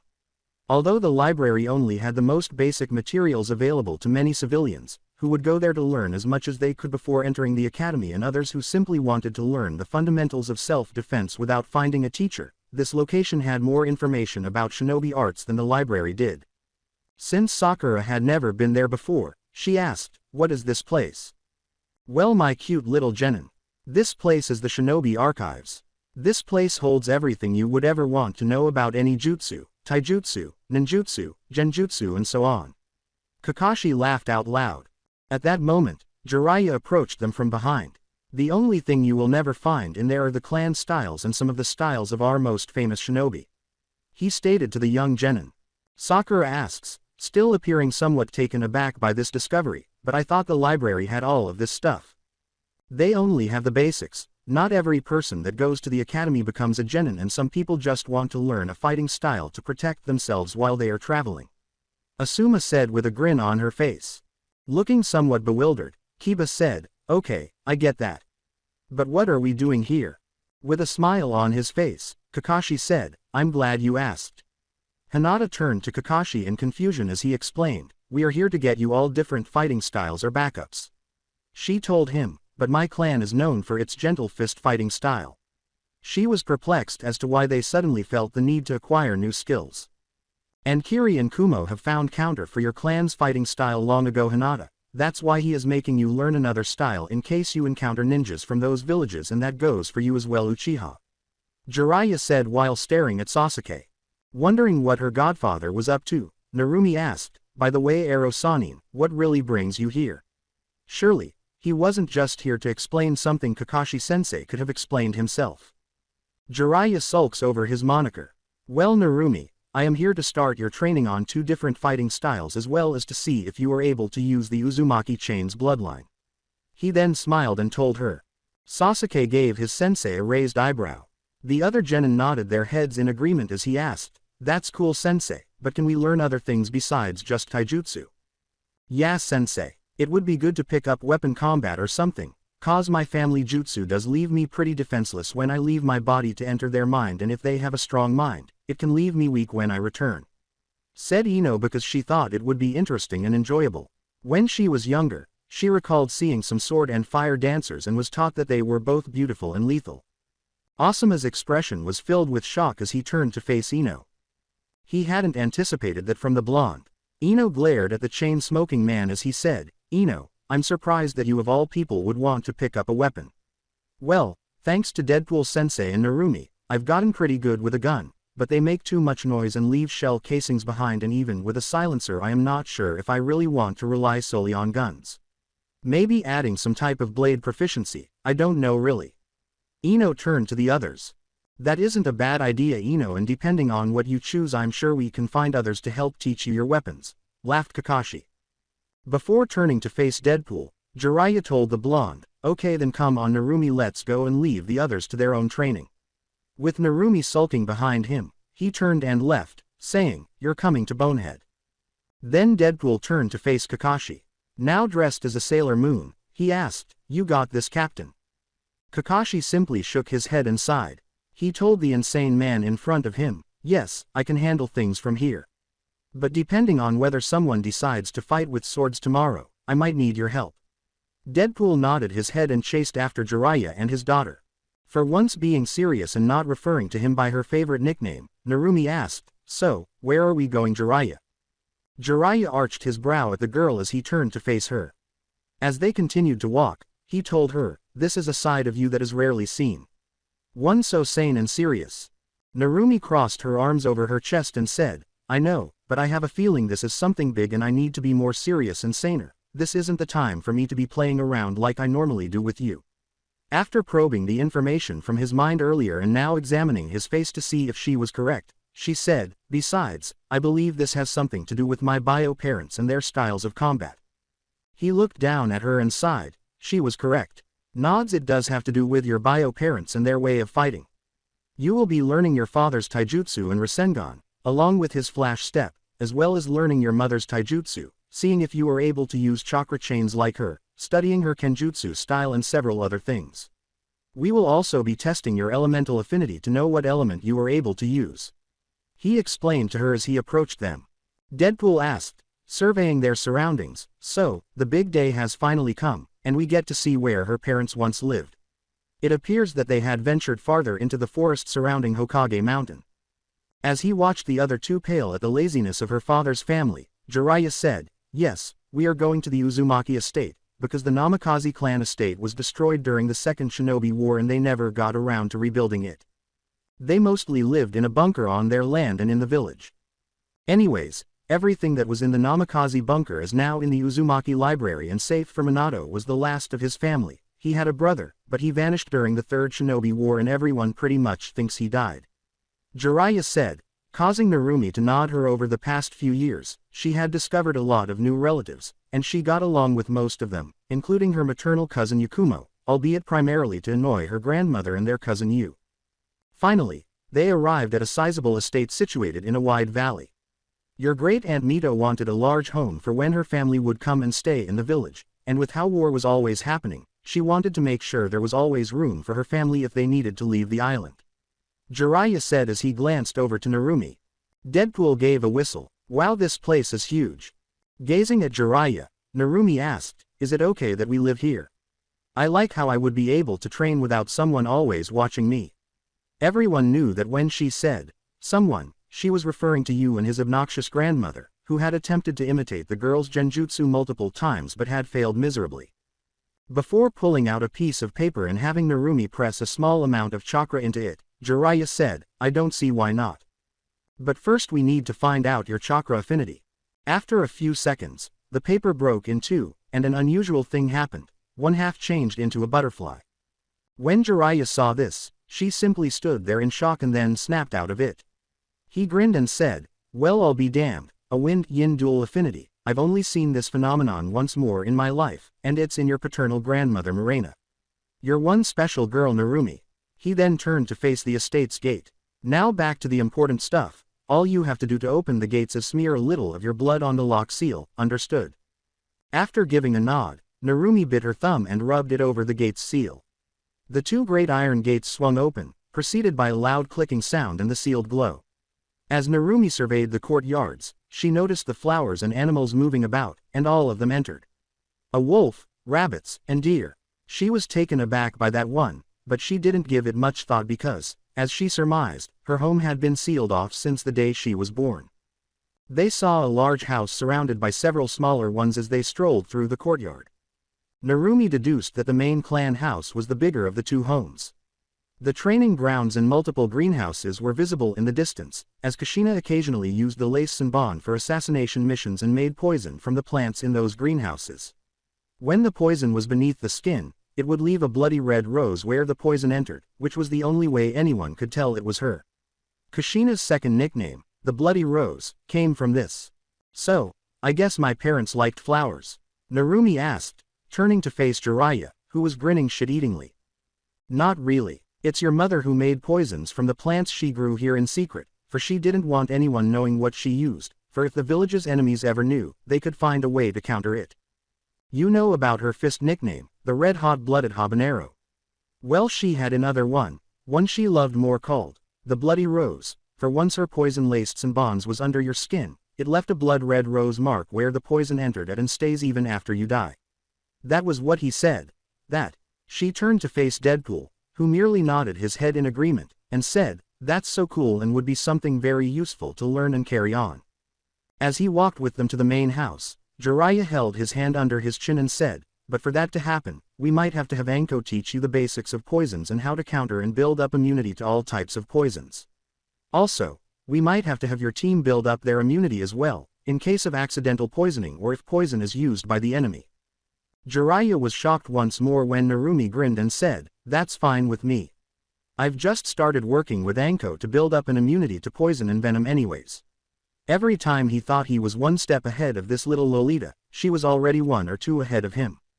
When they got to the door of the main house, Narumi noticed that it had the same seal as the front gate and bit her thumb once more to get more blood on it. Narumi turned the doorknob and carefully pushed the door open as the seal glowed once more and a faint click was heard. And the memories of Kushina and Minato prior to that fateful night were there in front of them, frozen in time. There was no dust or anything out of place when she cautiously entered the house. When her parents departed that evening, nothing had changed. As Narumi looked like she was about to cry, Deadpool patted her on the back and said, "It's okay, kiddo. Let it out." Then she was overcome by something, and she ran to the double staircase, up the stairs, and down a dim hallway that led to a room with a pink door that read, "Narumi," and had a butterfly on it. Jiraiya and Deadpool approached her from behind as she stood in front of the door. She thought to herself, "This was meant to be my bedroom," as she carefully put her hand on the doorknob, twisted it, and opened it to reveal a baby pink room with butterflies on the walls, stuffed bunnies, bears, and a single nine-tailed fox perched on the crib. She approached her crib in a lowly manner, reached inside, and took out the stuffed fox. It smelled of vanilla and roses, and she could tell her mother had knit it by hand. She clung to it and sobbed as she felt the ground. Deadpool and Jiraiya both gave her the privacy she required. They had no right to hurry her. Not at this moment. She requires this. As the 2 weeks passed swiftly, Ino acquired 2 additional weapon types. Senbons, which she dips in poison, and Kukri, a dagger that resembles a boomerang and is strapped to her back, are the 2 weapons she uses in close quarters. She also learned a different kind of taijutsu from Deadpool called capoeira, which is a hybrid of breakdancing and martial arts that emphasizes kicks and aerials in a dance gaming style. In addition, Shikamaru discovered a different style of jutsu that complemented his flexibility. Surprisingly, the boy was quick for the slothful, lazy person he was. He found Krav Maga to be effective, and his fighting style allowed him to use it with any weapon. Kiba and Choji both learned Russian Sambo because it worked better for them when it came to wrestling, flips, and using their weight and body against the opponent. The 2 boys were essentially turned into human weapons by this style. In addition, Hinata had adopted capoeira and bladed fans as weapons, combining them to create a deadly dance that makes her appear so beautiful in battle. Even a bladed fan is less noticeable to carry than senbon needles or a kukri, so Ino was learning to use them as well, but only for undercover operations or missions where she wouldn't be able to carry a more obvious weapon. Both Shino and Sasuke adopted Hungar because it adopted the fighting techniques of various animals and permitted close combat as well as fighting in enclosed areas like alleyways and the like. Sasuke also picked up the sword because he always liked the way a sword made a person look, and being pursued by a nut with a sword didn't help either. Shino started throwing darts and smaller throwing daggers which were dipped in poisons that could kill or put someone to sleep. She was learning her mother's whirling whirlpool style and her father's hummingbird style with Narumi, both of which were centered on speed and flexibility. She was also improving her hand seals and increasing her flexibility with the other girls and boys. Narumi had taught all 9 genin poisons, just as she had learned it herself from her mother's notes following team training. However, the time had arrived for Teams 7, 8, and 10 to get together and play a friendly little game against Team 9, also referred to as Team Guy. Narumi was eager to test her weaponry against 10-10 and her newfound speed against Lee.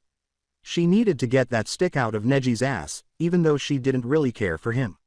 However, she assured Hinata, who has been working on it, that she would be allowed to complete it as she saw fit. Well, she figured she could always do it herself, genjutsu style, if Hinata didn't work. Lee was bouncing around training ground 9 with excitement because all of the genin were playing a friendly little match today. Lee turned to face his sensei and exclaimed, "Guy sensei, I can't wait to see how much my youthful friend Narumi has grown since I have last seen her." Guy grinned at his students' enthusiasm for today and youthful vitality. As his other 2 students looked on in horror, he said to his student, "I am glad to see you are so excited, Lee." The sight of green spandex and the foolishness of his sensei and teammate made Neji's left eyebrow twitch. Why must I endure this fate? As he turned away from this terrible scene in front of him, he asked himself this question. 10-10 simply returned to cleaning her weapons without saying anything. She had no reason to get upset over nothing because Lee and Guy-sensei would be able to train after doing their strange things. She didn't really care what they did as long as they didn't tamper with her weapons.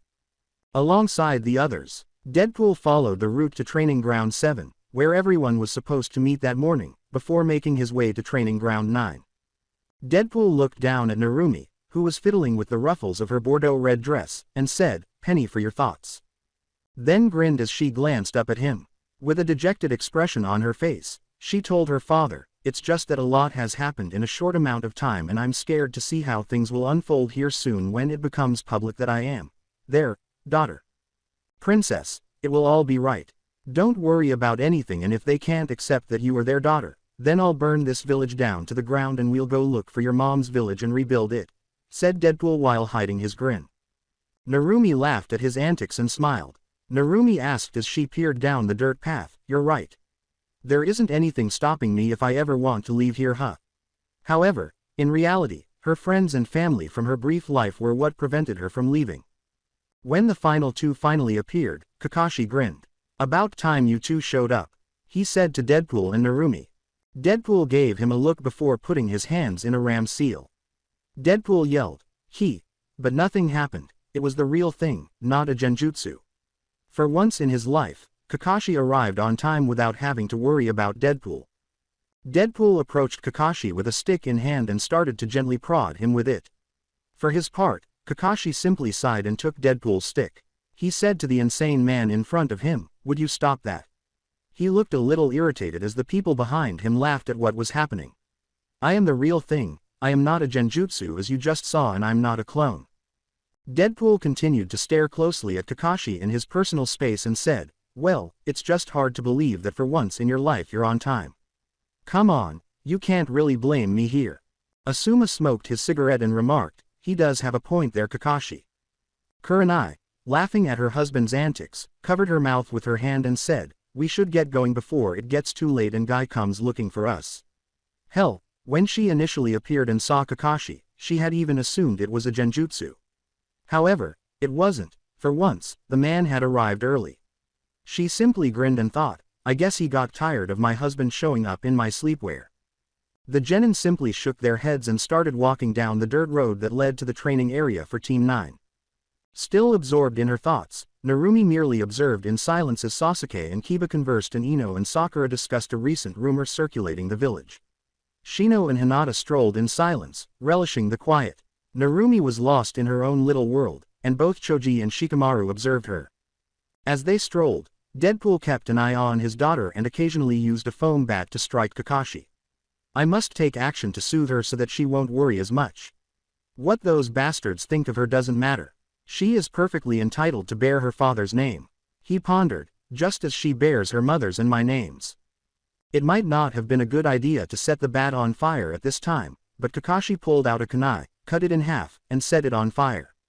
Deadpool then fled, pursuing Kakashi while attempting to perform the 1,000 years of death on the man in the mask. Deadpool and Kakashi stormed into the clearing where G and his pupils were waiting for the three teams. As Deadpool laughed maniacally, G raised his enormous eyebrow in surprise at what he saw. A flaming katana had long since replaced the flaming foam bat. "Ah, come on, Kakashi, I just want to give you your yearly checkup. Just bend over and cough for me," said Deadpool.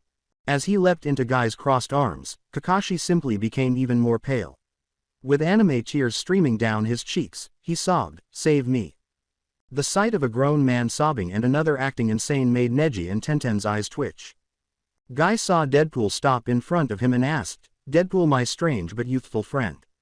Would you so kindly leave my youthful rival alone?" The Hokage stood in the clearing with a number of Anbu surrounding him when he said, "Wade Wilson." Slowly, Deadpool handed himself to the village chief. He asks, "Yes, Kami-sama." As Sarutobi grew weary of these reports, he said, "I have received multiple reports of a raving madman hurrying through my training ground attempting to burn my shinobi through their ass." For his part, Deadpool simply smiled. He explained his pursuit of the poor silver-haired Jonin by saying, "I was just making sure he wasn't a spy, Kami-sama. For he was early, and I know it wasn't a genjutsu, so that leaves us with a clone or a skilled actor." "Is this true, Kakashi? You were on time for once." Sarutobi asked his tardy shinobi as he turned to face the silver-haired man. Gradually, Kakashi left Guy's embrace. Looking at his boss, he said, "Yes, Hokage-sama." Deadpool asks, "See, can you really blame me?" The Hokage sighed and said, "No, I guess I couldn't. But that is enough for now.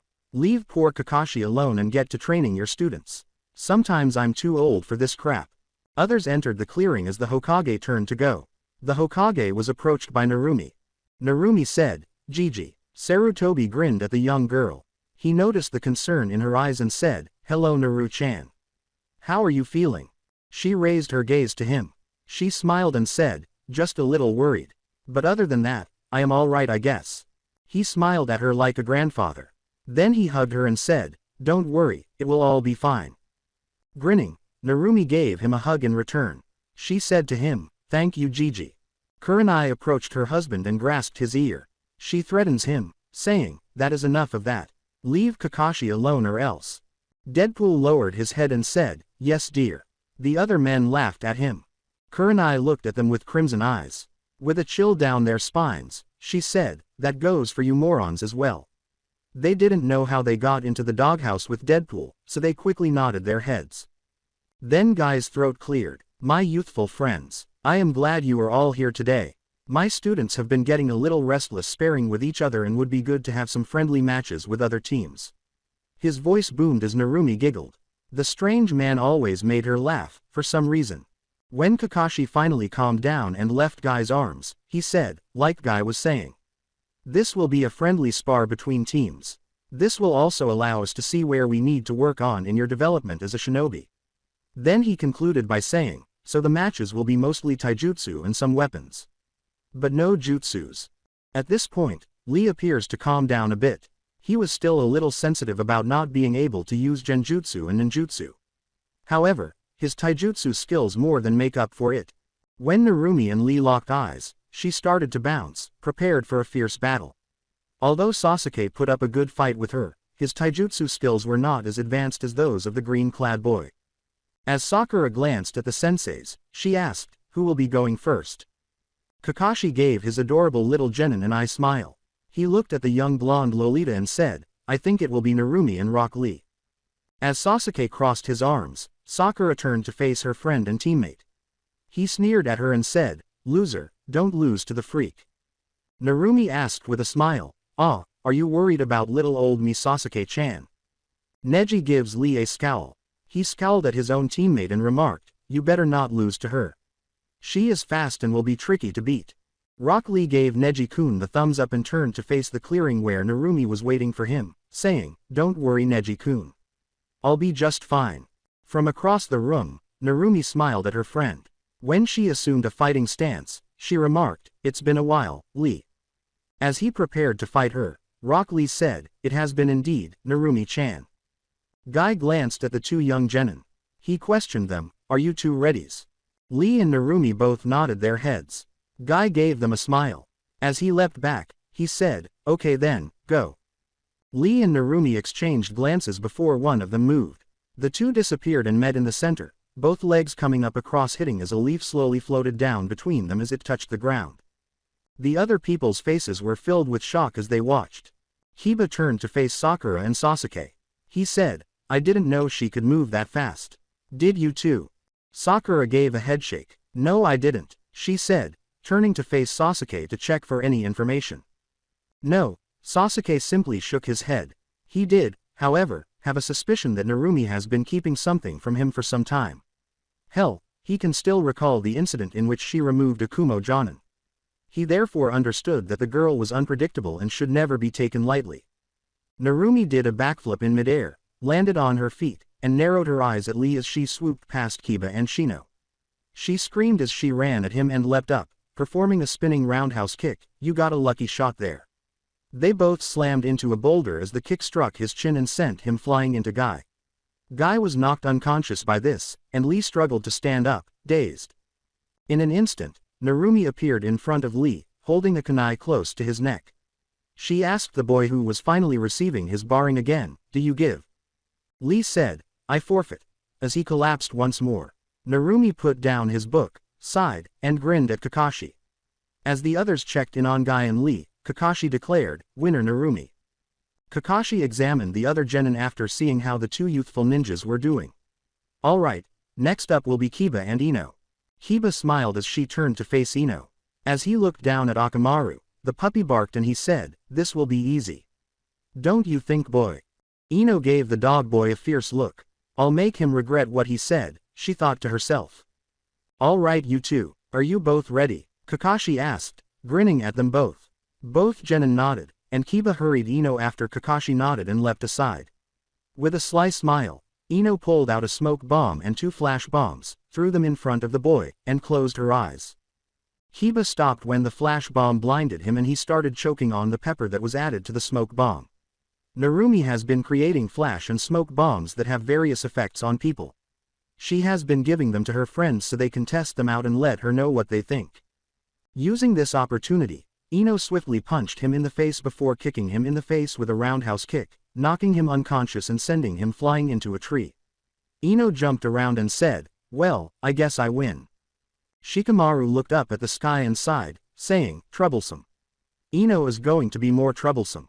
Team 9 gave the younger genin a startled look. Even Lee, who has been a genin for a year longer than any of the others, has already lost, demonstrating that the girls are stronger than the boys thus far. What on earth was happening? As the two rookies of different years eyed one another, Kakashi said, "Okay then, let's move on." Neji vs. Sasuke. Kakashi and the other senseis were standing next to Guy. Neji-kun will wipe the floor with Sasuke-kun. He was the strongest of his year.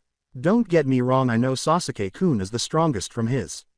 But he doesn't match up against the gentle fist. Boosted Guy with a grin. Kakashi gave the man a lazy glance.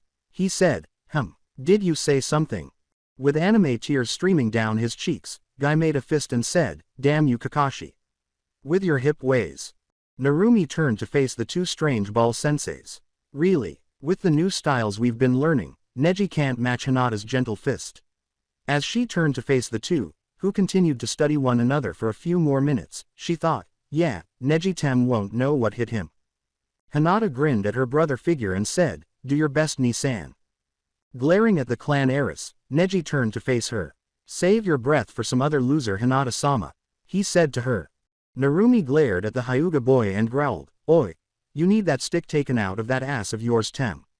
Tem wiped the floor with him. "I'm tired of him acting like his shit doesn't stink," she stated to Sasuke.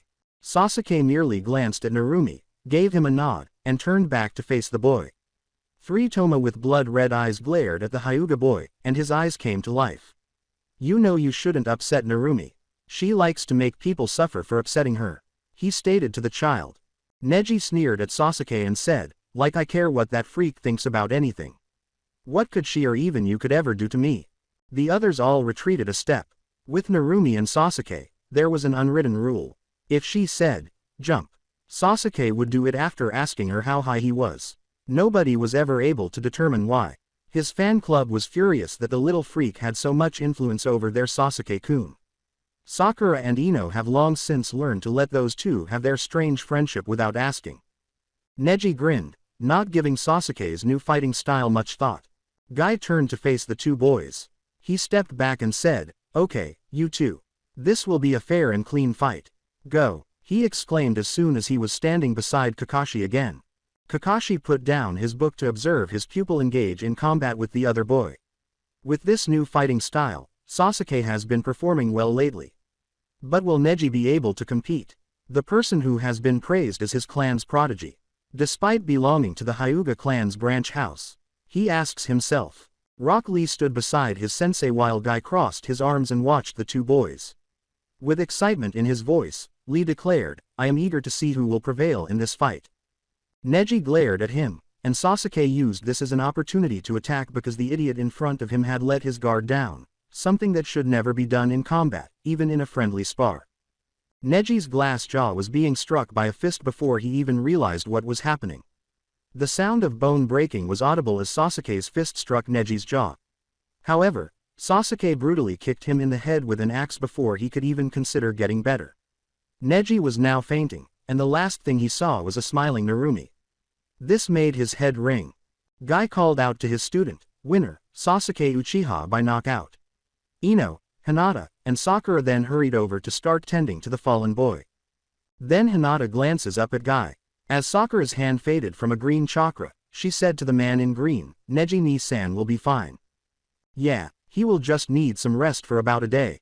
But if he wants you can still take him to the hospital to have him looked over once more, said Sakura with a grin. Guy gave a head nod. He grinned broadly and said, thank you Sakura-chan. Then Ten approached the others. She asks them, so is it going to be my turn now? Guy looked at Asuma and said, yes. Kakashi smiled and said, will Choji and Ten please come to the ring? Ten grinned as he approached the ring and turned to face the bigger boy, while Choji simply nodded his head and moved to the middle of the ring. She said to him, let us have a nice fight. Choji grinned. He smiled and said, I do agree. Ten watched in disbelief as his bag of chips disappeared from his grasp. Guy-sensei was looking to Asuma for clarification after Choji adopted a fighting style he had never seen before. For his part, Asuma simply grinned. Deadpool gave us some new styles that had never been seen in the elemental nations before, and we also found some very old styles that no one has bothered learning in decades, as they rather learn something flashier. He said as he began to blow out smoke. Guy turned to watch the two fight and said, I see. Ten was blocking a quick kick from Choji with a bow staff. The bigger boy was moving far more quickly than he had previously, which kept Ten on guard and stopped her from retaliating. As Shikamaru watched the fight and tried to predict the result, he said, I am glad Choji took to that style very well, because I'm not sure if he would have lasted this long against Tenten if he hadn't. Narumi gave this a head nod. Yes, but I believe Guy-sensei is going to have to work more with his students. They have been genin for much longer than we haven't been on several C-rank missions, plus 1 B rank if what I heard is true. She said as she gazed over the green man in a suit. Guy observed the blonde discussing the match and his students with the Nara air. Even though 2 of his students lost to his rival's students and the third one was at a standstill with Asuma's weakest student, they had been talking about his students as though they were seasoned veterans. He then turned to face Deadpool. He read over his shoulder and asked the masked man standing next to Kakashi, what have you been training them all in? Deadpool turned to face Guy. As though it were nothing new, he said, well, how to be a merc and Anbu stuff. Guy's expression changed to one of shock as he looked at them. He demanded of the 2 men standing beside him, what do you mean you have been training them as Anbu? Kakashi gave him a languid glance. Narumi already has a bounty on her head from Kumo from the 3rd Raikage for when she was just a little girl, from killing the Kumo shinobi that was trying to kidnap Hinata. But once it comes out who her parents are, IWA will be coming at us with the threat of war, something we need to have Narumi and her friends ready for. This is just a time of false peace Guy, anything could tip the scale. He said as he returned to his book. Deadpool added after the fact, also, the old man in the hat wants the kids ready for the Chunin exams in 4 months. The girl hit the ground hard and passed out as Tenten flew past them after Choji's big fist finally struck her and sent her flying. Narumi turned to face her father and Kakashi-sensei. The silver-haired man turned to face her as she said, Kakashi-sensei. Kakashi asked, yes Narumi-chan. She gave him a smile. With Shikamaru nodding his head beside her, Narumi said, I think we are ready for our first C-rank mission. We have proven to be a match for a genin team that are our seniors, she stated to him. Kakashi gave a nod. He put his book away and turned to face Guy, saying, I believe you were right. As Guy stared at him with his mouth agape, he said to his opponent, thank you for this friendly spar. It has proven that they are ready for the next step. These rookies were put to the test by him and his team to see how strong they were in comparison to their seniors. Deadpool grinned at them and said, all right my little minions, it is time to head to the Hokage Tower for our first mission ever. Guy was stunned by what he had just heard. In the following section, Tazuna should voice his slight disapproval of the team's selection, stating that he prefers individuals with a little more experience over a group of brats, as he described them in the series, which will undoubtedly offend some people. Kurenai tells the man in green and his students, thank you for both your time Guy-san and your teams. You're welcome, Kurenai-chan. Guy said, beaming broadly. After exchanging glances and nodding their heads, the genin started to leave the training area and make their way to the village, where the Hokage Tower was located. As they conversed with one another about what they had observed in their students, the senseis started to follow their pupils. Tower of Hokage. Sitting at his desk, The third Hokage gazed at an elderly man who asked for a group to accompany him back to his village and watch over him and his crew as they completed the bridge connecting the two lands. "So you've been having issues with bandit attacks during your build?" asked the third player. "Yes. They have been stealing supplies and attacking my workers. I want to protect them during this build for it will aid my village and build better trade passage between our lands," replied the individual who had a sake bottle in his grasp. In response, the third nodded his head. He accepted the compensation for a typical C-rank mission and said, "Very well. I will assign a team or two." He looked up from the scroll he was writing on when there was a knock on his door. He yelled, "Enter." Narumi entered his office with her team, teams 8 and 10, and their senseis in tow. "Hey Gigi," Narumi said, waving at him before approaching a chair in front of his desk and an elderly man seated on the one beside it. She smiled at the man as she took a seat. The third said, grinning at the girl, "Hello Narumi-chan." Narumi looked down at her fingernails and said, "We're here for our first C-rank mission." He glanced at the man seated in front of his desk, then back at the girl, and finally at the other kids in front of him, nodding his head. He glanced at the elderly man sitting across from him and then back to the girl sitting next to him, saying, "Very well. I have one right here for you." When Narumi took over for her sensei on a team mission, she asked, "Oh." The sensei and Deadpool nodded their heads in agreement as the third person said, "Yes, here next to you is Tazuna, and he needs guards for himself and his crew that is building a bridge between the Land of Fire and Land of Waves. I believe teams 7, 8, and 10 would benefit from this." Kakashi nodded and said, "We will take the mission, Lord Hokage." "Very well Kakashi, and you do know Deadpool will be joining you all as well?" The third asked, grinning even more at the unfortunate man who was standing there paling. However, Tazuna wasn't entirely sure after glancing at the girl seated next to him. He looked from Narumi to her friends and said, "You mean this little girl right here is to protect me and my workers? With those other kids there?" With a charming yet eerie smile, Narumi said to the man, "Well sir, we have been trained by the best, and this will be a test to see if we will be able to make it out there in the shinobi world as we have the Chunin exams coming up in the next 4 months." He felt a little uneasy about this. Tazuna said, "Okay." He was at a loss for words. "All right my cute little genin, we will meet in the next hour at the front gate. If that is all right with you Mr. Tazuna." Answer Kakashi. Tazuna turned to face the man with the silver hair, who said, "Yeah. Yeah that will be fine." He got up to grab a few items he would need before they left. In his office, the third Hokage surveyed all of the young genin. He grinned at them all and said, "Make me proud out there." Narumi got up and walked to the office door, the others trailing behind, saying, "Sure thing Gigi." As the senseis turned to face their leader, she called over her shoulder to the adults, who all disappeared out the door and building. "We'll see you in an hour." The third Hokage smiled fatherly at them and said, "Just make sure they all come back in one piece." Narumi spent the entire walk home deep in contemplation. "Kurama, do you think this is a little strange?" In her gut, she asked the Biju. Kurama's one eye opened. He closed his eye again and said to his kid, "It does kid, better keep up your guard." After entering the house, Narumi went to her room and took out her pack and a few sealing scrolls. She then started to seal up a number of clothes and weapons to place in her pack. Glancing at the katanas hanging on her bedroom door, she grinned. She put on her harness and slid her swords onto her back, saying, "I think it is as good a time as any to take these." She entered her father's office after completing the process of sealing her clothes and extra weapons and making sure her pouches were fully stocked.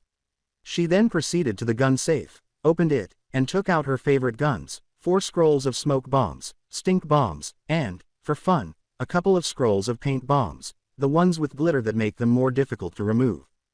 After a while, the others gathered at the front gates, where Tazuna waited for his mini-guards to arrive and defend him and his group from the jerk who wanted his head while sipping sake.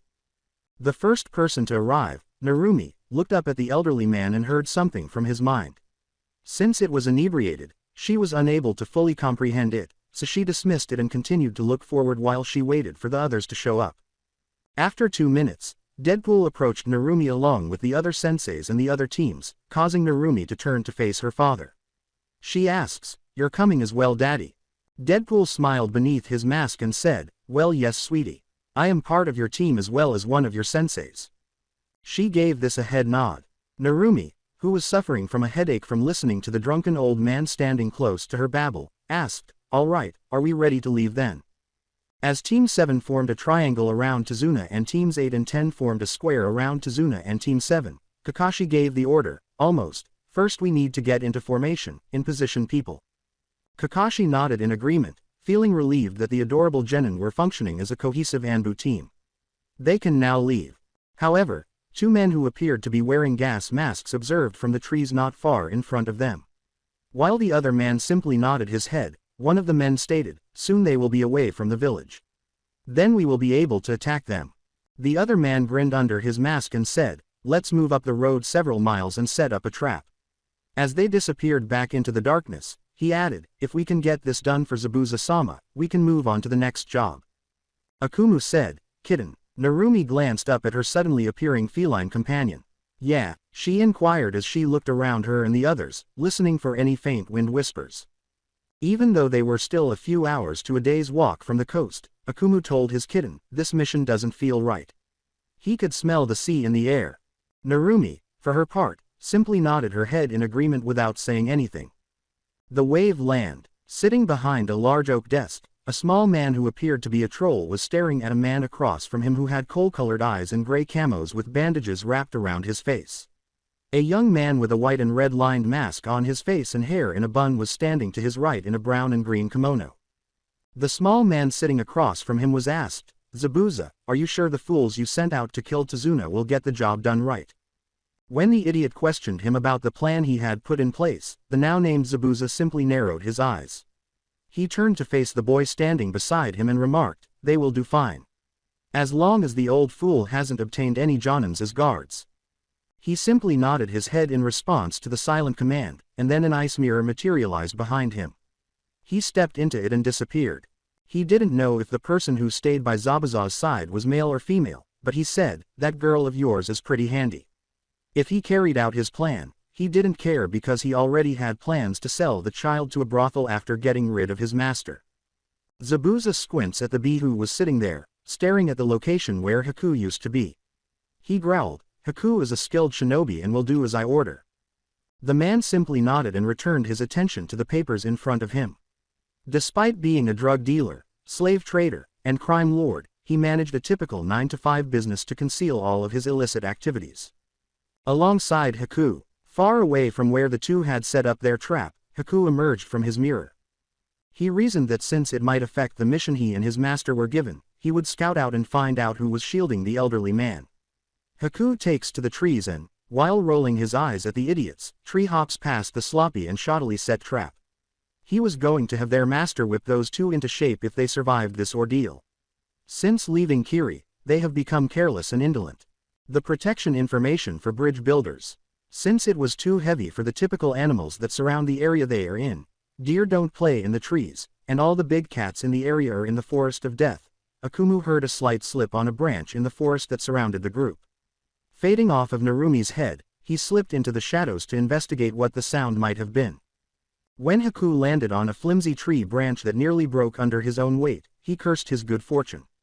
In order to get a better view of the road travelers nearby, he hurried to the next tree and stayed there, descending to a lower branch. Unbeknownst to Haku, a smile materialized directly behind him. The floating cat thought, "This boy has the same smell of the sea that is also coming from ahead of us." Haku stiffened a little as he sensed weak chakra emanating from the surrounding shadows. He approached the tree and surveyed his surroundings in an attempt to determine the source of this sensation. From behind him, a disembodied voice said, "Hello." He looked over his shoulder and saw a smile on the tree branch above him, just a smiling mouth without a body. He raised an eyebrow behind his mask, merely observing the ethereal grin that rolled across the branch. The smile said, "It is rude to not return one's greeting, you know." He didn't know what he was dealing with, but by slightly flaring his chakra, he was able to tell that what he was looking at wasn't a genjutsu but rather something else. "Oh, I'm sorry, hello," Haku said as ice and bonds appeared in his hand. The smile is questioned, "Why are you watching my kitten and her friends?" Keeping his breathing steady and even not tipping his hand, Haku lied, "I do not know what you are talking about. I am just seeking a missing friend." As the smile widened, it said, "I see, I was wondering what Kiri Hunter Nins were doing out this far and so close to Konoha. Are these the friends in question? They are targets. My friend and I were tasked on hunting down a couple of missing nins that were reported in the Land of Fire. Lied Haku once again. He was merely gathering information for his master, so it was more of a half-truth than a half-lie. He was here to see who the old man Tazuna had hired to protect him and to check on the two idiots further down the road. The smile turned into a talking cat that was sitting on the branch and swaying its tail back and forth. I see. Well, in any case, I believe you would go pick up those fools who lie in wait down the road from us and take them back to your master before their poor maid little trap blows it in their face, don't you? The smile said. Haku didn't need to be reminded twice. He simply nodded and disappeared into a mirror that materialized behind him, joining the two idiots who were merely slowly laying their trap. One of the men in masks asked, Haku. Haku turned to face the man and gave the order, "Get your brother, we are leaving, we have been found out." When the second one returned, they disappeared into a mirror to go back to their master and devise a new strategy. Akumu reappeared on the shoulder of his kitten. He purred into Narumi's ear and said, "We have trouble, there is more to what is happening that this old man isn't telling us." Out of the corner of her right eye, she peered at it. I know, now that he has sobered up a bit, I have been listening to his much clearer thoughts and learned that we are truly needed in the Land of Wave, but the real reason is that they are being treated as prisoners by a man called Gato and not being attacked by bandits. She replied to her companion. As Deadpool watched his daughter converse with her partner, he could tell by the expression in her eyes that something wasn't right. They transformed from happy and lighthearted to something he had only witnessed in soldiers and war-hardened veterans. Thus, he left his position and accompanied his daughter on foot. "What's wrong, princess?" he asked her in a soothing tone that he reserved for missions. Deadpool caught Narumi's attention. "We have trouble and we need to keep this mission." He lied about the ranking. This should be an A- rank to S rank mission, but he didn't have the funds as he spent it all on paying his men and buying supplies for the bridge. She told her dad. Deadpool gave a head nod. His daughter simply nodded her head in agreement as he said, "Okay princess, anyways we have 4 Jonins with us and you have already had your first kill and taken out a Jonin on your own, so I believe you will fare better than the others." After all, she needed to test it on a higher ranking shinobi who wasn't a fellow Leaf shinobi, so she could always summon her werewolf pack to deal with anything that gets out of control. The Wave Land. Zabuza sat on his small throne, which he had stolen from a noble not long ago, following the most recent assassination attempt for another noble family that didn't like them, inside a house high in the trees. The man with the raven hair narrows his black eyes as 3 ice mirrors appear in front of him inside the spacious room. What has Haku done to bring them back? He asks himself. After emerging from the mirrors, Haku and the 2 demon brothers turn to face their master, Sensei. Zabuza asks, "Have you two finished your mission?" Haku gave his master a bow. "No, Zabuza-sama, we have been found out and I got them out of there quickly," he replied. In response, Zabuza raised a hairless eyebrow. He insisted, "How did they find you out?" With a nervous expression, Haku glanced down before turning back to face his master. He looked down at his feet once more before repeating, "I was found out by little girl's ninja partner, a strange cat that can fade out of existence, except for its smile." "What do you mean?" demanded Zabuza, who had risen from his sluggish relaxed position and sat up on his thorn. "The old man that we are hired to kill, has 3 Jonins and what looks to be 3 genin teams traveling with him now, as well as a strange man dressed in all in red with a black and a red mask covering his whole head, and a Jonin vest covering it all," Haku said. One of the demon brothers remarked, "Yeah sensei, that is what we saw as well. But we didn't see who the senseis of those brats are." Zabuza turns to face Haku for additional clarification. "Kakashi Hatake, Asuma Sarutobi, Kurenai Yuhi, and Deadpool, is the masked man's name, I saw it in the latest bingo book," Haku said. Even higher, Zabuza raised a hairless eyebrow. As the 2 others stood by, he informed Haku, "This is changing things.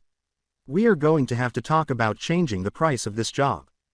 Point of meeting. Deadpool and the 3 genin teams stood at the edge of the Land of Fire and the Land of Waves, staring at Tazuna. With a weary sigh, Kakashi asks, "Is what Narumi telling us the truth?" Narumi became weary of hearing the guilty thoughts in his head and simply spoke up. When the bottle of sake fell to the chilly dirt road, Tazuna started to ball up. He bawled out, "Yes, I'm sorry I lied. You can't really blame him, Kakashi-sensei. What I have heard from his thoughts, he and his country are pretty much broke. This Gato guy has been bleeding them all dry, has killed many people and allows his thugs to rape and hurt anyone they wish as the villagers hid and have pretty much given up and lied down to die. Narumi said as she grumbled. After hearing what Narumi had to say, they all turned to stare at her. As his pupil, Kakashi wanted to know why Narumi didn't speak up sooner. But Narumi, why didn't you tell us sooner? She asked. She simply played with her long blonde and orange pigtail and blinked at him. Well, Akumu said not to tell you as well, cause he thought this would be a good test for all of us. She appeared innocent and had a faint, unsettling smirk on her face. At this, Kakashi started to perspire. He said uneasily, I wish you would have told us sooner either way. Then Asuma exhaled a puff of smoke and sighed deeply. Well, there isn't anything we can do now about this, Kakashi, but I believe there is enough of us to handle whatever Gato will send our way. Kurenai sighs after glancing at her daughter and then the others. She shook her head and said, he's right, the land of Wave is just over there. All we need to do is find a boat. Deadpool smiled. Looking at everyone, he said, we got this. Tazuna turns to face the young girl who is standing beside him. He said to Narumi, I don't know how you did it but thank you. She simply grinned as she glanced up at him. Thanks, I'm just glad to be able to help you, and your daughter and grandson too. He replied. He gives her a head nod. That too, they have been through a lot already. He smiled at her, his face sad and distant. Gato's hideout palace. Gato turned his attention from his papers to Zabuza. So what you're telling me is that you want more money? He asks. Yup, the mission you hired us for has changed, and since I'm not part of a shinobi village, I can change my price when the situation changes. Zabuza replied. Gato chuckled. He merely smiled and said, fine, whatever. The little shit thinks to himself, I'll just kill him and the others after they're done, cash in on all of their bounties, and sell the girl to the highest buyer. Later, as all three genin teams and their senseis passed by, Zabuza was sitting in the trees outside of Gato's office. In order to develop a strategy to more effectively take out these individuals and collect his compensation, he needed to learn firsthand what they were capable of. Then, however, a smile materialized in front of him. The smile said, hello. Zabuza asks, stepping away from the floating smile, what the hell? Oh, I am just a nightmare that wants to pay a friend a little visit. With a grin. At this, Zabuza's eyes narrowed. He said, sure, and I'm Kami himself. Its smile widened even more. He giggled and said, well Kami, last I saw you, you were a female. Why the change? In the meantime, Akumu's chakra is right next to them, and Narumi can sense some nearby. She sighed a little because she was aware that he had located the enemy and was unsure whether or not to report this. When the Nincat returned to reality with Akumu and Zabuza, he gradually revealed himself to be a talking cat wearing a Konoha protector. For the first time he asked Zabuza in a serious tone, why do you want to kill the old man? But this question from the cat floating directly in front of Zabuza stunned him, and he said nothing. The group had no trouble at all moving slowly to Tazuna's house thanks to the Nincat's attics. Deadpool, for once unsure of his thoughts, said, all right people, this was too easy. Something doesn't feel right about this. Kurenai touched her husband on the shoulder. She said to him, well, this might be a good thing, love. The children nodded their heads and exchanged glances before exploring the house to make sure there were no surprises or traps waiting for them. Kakashi grinned at what was happening while crossing his arms. Asuma turns to face the silver-haired man and tells the man beside him, they are acting like trained ANBUs. Kakashi simply gave this a nod. As he sat on the tree branch in front of Zabuza, Akumu asked, and do you truly trust him? Zabuza asked, why do you ask these questions? And why are you not with your human? Because he didn't behave like any summons he had ever dealt with or ninja animal partner. In retrospect, he added, you know you are very strange. Akumu did not flinch from the enormous blade behind him. Instead, he simply smiled at the man in front of him. Thinking of Narumi, he purrs, I am here to make sure my kitten gets all she wants in this life. Interest in the missing nin was now aroused by this. Zabuza asked, why? Akumu floated up from the branch and smiled at this. Because she is very special. A rare jewel only seen every few lifetimes. Demons like myself always love to have pure souls to twist, but her soul is the sweetest I have ever seen. Her soul is so pure, yes twisted at the same time that it doesn't have any taint to it, now that is very rare. He replied with an enormous grin. Zabuza asked, you're a demon. Akumu's one-word response to the man seated in front of him was, yes. The Palace of Gato. Haku decided to observe and listen to their employer while Zabuza and the cat were conversing because he had been feeling uneasy about the small bee who had just hired them. Gato complained to his two bodyguard losers, that damn Zabuza, demanding more money from me just because of a few complications. The white-haired samurai reject said, well boss, we can always find someone else to come in and take out Zabuza and his crew, along with the people protecting the old man. To this, Gato raised a gray eyebrow. He questioned, and who would come at such short notice? Since none of his other top hitmen had been found to take on this mission for him and they were all currently occupied with other projects. The other idiot beside the rejected one simply smiles. Well, we heard about a group of high-ranking missing nins that work cheap and will take any kind of mission if the price is right. The other fool replied. For his part, Gato simply reclined in his chair while the girl he had chained in his office sobbed quietly in the room's corner. He glances at the girl before turning to face the window. He asks, do they have anyone nearby? The white-haired man said, last I heard boss, they had someone in the land of water. So about a day or two from here. Well that won't do but send someone there anyways to find me another missing nin. Gato was told. Before the white-haired man left the office to carry out his boss's orders and try to get this new fool for a lower price, they both said, yes boss. With the hope that he hasn't interfered with the Konoha teams guarding the elderly bridge builder, Haku disappeared from his hiding place in the office and set out to locate his master. Zabuza-sama, just wait a little while longer, he told himself. Returning to the group, Kurenai asks her daughter, sweetie, where is Akumu? As she turns to face the forest, where two of her werewolves can be seen hunting and scouting for potential dangers. Narumi glances at her mom. Uncertain whether she should have lied or not, she told her mother, I am not sure mommy, he vanished when we both felt a strong chakra signature in the forest watching us on our way here. Kurenai's red eyes enlarge. Why didn't you tell me or the others what you two felt? She asked. Kakashi went outside to investigate after hearing her yelling at his student, her daughter in a panic. Narumi looked back at the forest as two brown werewolves brought two deer for them to clean and harvest the meat from. Well, Akumu said he would check it out and if it was trouble, he would let us know. They simply nod their heads before disappearing into thin air when she says, thank you. As he leaves the porch behind the two and creates a shadow clone to begin cleaning the meat, Kakashi asks, what is going on?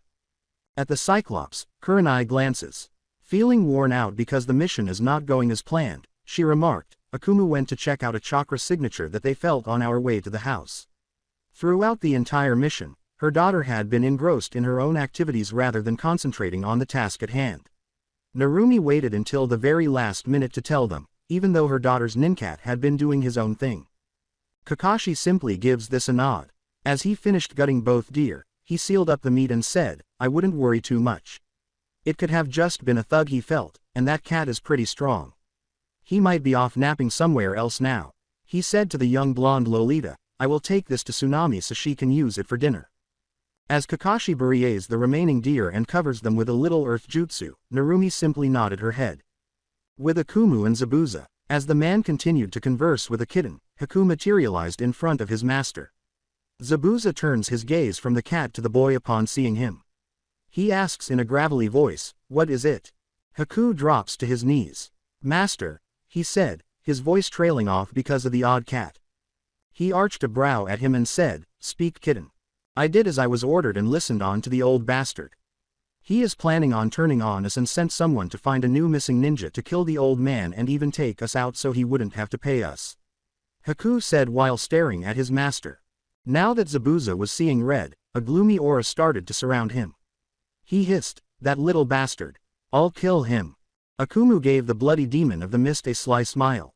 It seems I was right, so will you be handling the little troll, or should the others do? He inquired. Zabuza narrows his icy black eyes as he turns to face the odd cat. He hissed, what do you think? Before disappearing as if he had never been there, Akumu said, good, and when you are finished, come to the old man's house. Confused, Haku glanced at Zabuza before turning back to where the kitten had been. He asks, what just happened? Zabuza examines his instrument. We just got flipped, that's what. Now go get those two moron students of mine so we can rain hell down on that little bastard. He let out a growl. Zabuza disappeared in a whirl of water, and Haku disappeared into a mirror. The home of Tazuna. Before Narumi, giggling, Akumu appears. He purrs, "Hello kitten." As she observes him, she asks, "Hey Akumu, where have you been? And what's so funny?" When Deadpool and the others heard Narumi conversing with someone, they all went outside at the same moment. He looks down at the young Lolita sitting on the steps and asks, "What's up, princess?" Narumi glances at her father. "Oh, nothing. Just asking Akumu where he has been for the past couple of hours," she says to Deadpool. Akumu looks up at the insane merc and smiles. The devilish grin on his feline face made Deadpool a little uneasy. "I was just handling this mission for us. I should say I have done well with it. Something extremely challenging to accomplish."